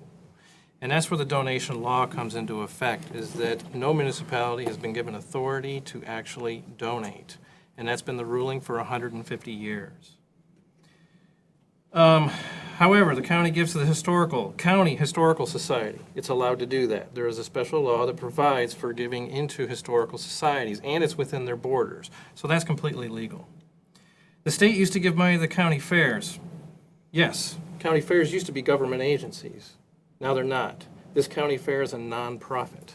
It is not a government agency whatsoever. So. Okay. My question is similar to 2 weeks ago. Do you think we're going to get punished for sending the county fair $75? Is this like a capital sin? My oath is to uphold state law, and I'm going to stay with it, no matter how minuscule it is. Okay. Well, like I said in my remarks, there's a couple of you that I don't think I will ever convince, but I'm hoping that I can scrape up a couple of votes here anyway. Along those lines, I may be sympathetic to this idea in certain regards. This is not the one for me, so I'll vote no. Okay. But, and secondly, I think an actual legal opinion could be helpful in this regard. We've already had one. Then one for I mean, I guess the one you cited, I could seek that out, or if we could. You were in the meeting. Oh, I was there. 5 years ago. Oh, 5 years ago. I'm talking You were about in 2 the weeks meeting. ago. In regards to Is the, this relevant to this topic? also in regards to the Friday meeting? Who was there? You guys were there. Was a decision made in that meeting? A decision was made? What was the decision? No. What? No. No. Decision made? I wasn't there. That's the one I missed. At least to my knowledge, I can check the minutes. No, you were in that. You were in that What? Friday. Give me the date. If someone can give me the date, I can provide my Friday. whereabouts. Last Not Friday? last Friday, It the was Oh, the Friday Friday before before that. that one. I was in Boston, Massachusetts. You were there. I was there, and yes, decision was made to take it off the agenda. Thank you. Okay, Mr. Palmer, No, was a decision made in that meeting? I was not at it. Oh, okay. I believe the comment that you had made was this shouldn't even be on the agenda. That's what I said. That's right. The decision was not made. There was no vote taken. But there were 3 people. And then at that meeting, at the Monday night meeting, I said if the board wishes to discuss it, then we may discuss it. And there were no comments. Yeah. My understanding was it was a dead issue, and then I got thinking about it after, and I thought, you know, they kind of promised they weren't going to make these decisions on Friday morning, and apparently they have. Can I make a motion to call for a vote? Because I don't think that this Roll call. discussion is Yeah. pertinent to the topic. Mr. Palmer, No. Mr. Byer, Yes. Ms. McGuire, No. Mr. Gieske, No. Mr. Nordine, no, Mr. Weed. No, motions fail. I will make a motion, however, if any of the board members would like to contribute to the Oscoda County Fair, they can drop off some money to me, and I will be happy to mail it to them. We need a motion for that? I don't know if we need a motion. Okay. If you would like to donate money, I would be glad to, I'll donate, and if anybody wants to, be happy to forward it on. And we have done that in the past before as a board. I'd be happy to do that. I'll stop in tomorrow and see. Well, thank you for letting me say my piece and having a vote on it. I thought I'd get one other vote at least, but apparently not. So, but I gave it a hell of an effort, so thank you. We need another. I make a motion to extend the meeting until we finish. Second. Motion by Mr. Nordine, support by Ms. McGuire. Roll call? Mr. Gieske, Yes. Ms. McGuire, Yes. Mr. Byer, Yes. Mr. Nordine, yes, Mr. Palmer, Yes. Mr. Weed. Yes, motion's passed. Now we're on to our second public comment period. There's a 4-minute time limit. Anyone may speak. A card is not necessary. Does anybody wish to speak? Yes. Please come to the podium and introduce yourself. Stand up. Turn into marathon sessions. Yes, they are. Okay, name is Bernie Shank, and I'm from the villages of Oscoda. I got a couple comments that I wanted to make. First of all, when you were talking about that auction, will the items at that auction be published in advance, like in the newspaper or somewhere, so that people will know what we're auctioning off? They're in the board packet. It's in the board packet. I don't know if it'll make it to the newspaper, and I believe that the airport authority has things to auction as well, but it is on the website. And I could print that out for you if you wanted to. Want a Well, I copy? think that the public ought to have an advance notice onto what the auction's all about. Like, what are we auctioning off? Buildings or items, teacups or what, Anywho, next comment was in regards to the sewer installation in Elk Lane. That's quite a thing here. And I noticed that you're talking about vacating that road, the road there, Loud Road, possibly, right? I was in that area too last week and looking around. There's another road that disappeared right in that same subdivision or that section right there. It's Pack Street. Pack Street also runs north and south for 1 block between 2 streets, if you look on a map, but it's not there either. And I looked and tried to figure, I'll bet you this is probably where it went because it's kind of like all overgrown. So while you're in that area, you might want to look at vacating Pack Street as also and get it off the map. Also mentioned in that was about Beach Street, and I think I heard somebody talking about vacating the end of Beach Street in this whole process. I'm definitely not in favor of vacating that property that leads down to the beach, simply because I think you mentioned one of the things that happened a number of years ago, problems that we had with that, and that's public property, public access at the end of Beach Street or any of those other streets in there that have these lanes down there that's open to the public. And I'm not in favor of vacating that property at all. So you guys can do as you please, but I think I would take a second look at that one. Is the special meeting on Wednesday, is that open to the public or is that a closed session? Open. Thank you, that's the end of my remarks. We won't be having a closed session on Wednesday? Well, it's a public meeting, but Yeah, we will be having a closed so the session. meeting will be open to the public, but then we will be going into closed session for a portion of it. So there's no sense in going. Well, unless You'll come out. Talk about it. Unless there's action If there's taken action after the closed after the session closed that session. you might want to be a Part of. viewer of. Anybody else wish to speak? All right, board comment? I have one that I had a note to myself to make mention of during project updates when we had more people and it wasn't 5 after 10, and I totally forgot. But that when Mr. Freeman was speaking about the property on Fertile Field and the rendering he had, just to make mention that we closed on the community center building so that the public's aware. That had been ongoing. The negotiations happened at the last meeting where we countered an offer. Requirements of the counter to our counter were such that they needed a closing by Wednesday, this past Wednesday. I don't know the date, but so that's happened between then and now. I just wanted to make that aware, mention in the public meeting.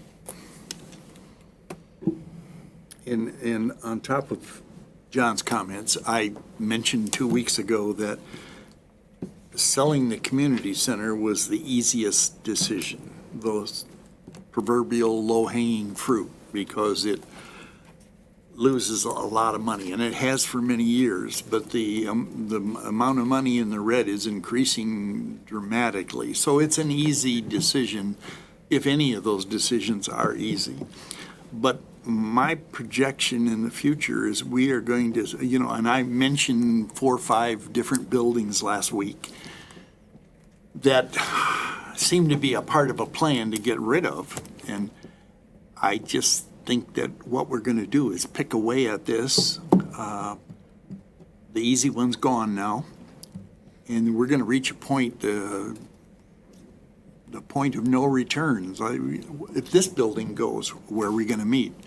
If the senior center goes, they're going to be screaming about, we want a place to play cards and have lunch. And on and on. I mean, pretty soon, we will have no choice but to go ahead with Fertile Field being occupied by a large building. Right now, I think. So I want to make clear that I am not for that idea. Similar to what I tried to express with the sewer extension in the Elk Lane area or Lake Street, is I don't want to do things as a board, take actions that then force us into either seen or unforeseen consequences. I am against that in the previous regard. I am against that here. Like you said, the community center has its own considerations. That's why I am quite excited and think it's very crucial that we have the plan that Row Engineering or Row Professional Services is working on, so that we have a clear goal in mind when we have these decisions to make about buildings versus, like you said, that would be a great fear of mine, that we would make decisions on buildings that would then force us into having to do something without us having a plan for it. And secondly, I guess this is a more minor point in that, is that we didn't, Fertile Field is where I would prefer to see this building, but we wouldn't be forced necessarily into that location. We may be forced into, providing the service somewhere, but we would still have a few options, but that's pretty minor.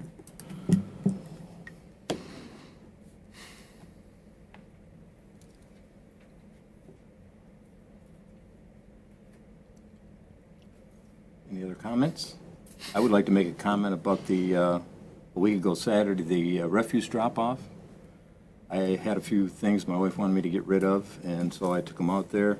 I got there about noon, and there was one large container that was completely full. And when I'm talking about full, I'm talking about it was stacked up 8 feet above the edge of the container, and 2 small containers that were completely full. And there were 3 pickup trucks with trailers ahead of me. They were waiting for them to dump those containers and bring in another one. And then they brought in an empty, and those other 2 trucks finished unloading their materials.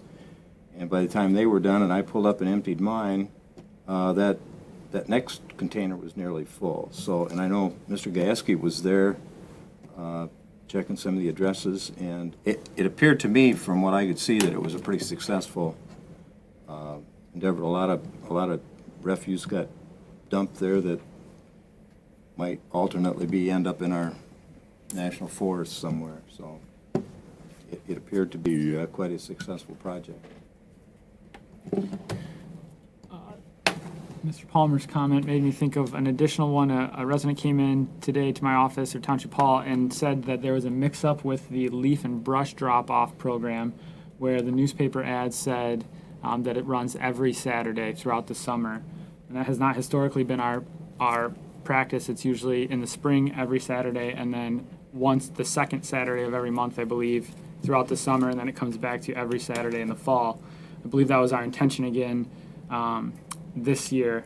but something went wrong with the ad. So as far as I know, currently it's once a month during the summer. I just want to try to get the word out there as much as possible because there's quite a bit of confusion going on. Hopefully there's more to come in that clarification so the public's quite aware of where everything stands, but just want to take the opportunity I have in front of me to mention that. And apologize for the inconvenience that people experienced. Any other comments? Yeah, I'd like to thank, again, Scott and Mike for coming tonight and sticking it out. I wish Terry would have been here, because I would have leaned on him a little bit more for being a crook on the county commission for giving money away. I'm kidding, but I'm not serious about that, but I just don't know how some entities can do these things and not get slapped on the hand. Okay, so the summer tax bills are ready, and you can call the treasurer's office, 739-7471. We were getting ready to stuff all those tax bills, and there's close to 10,000 of them. So if you guys have free time and want to come down and hang out, I'll buy you lunch. Not everybody, but I'll you take know. you up on that. Okay. Or if any of the kids in high school need to get some credit for the National Honor Society, that type of thing, for community service, come on down and see us in the treasurer's office. We'll be glad to have you. Any other comments? Need a motion to adjourn. So moved. We're adjourned. Thanks for coming out.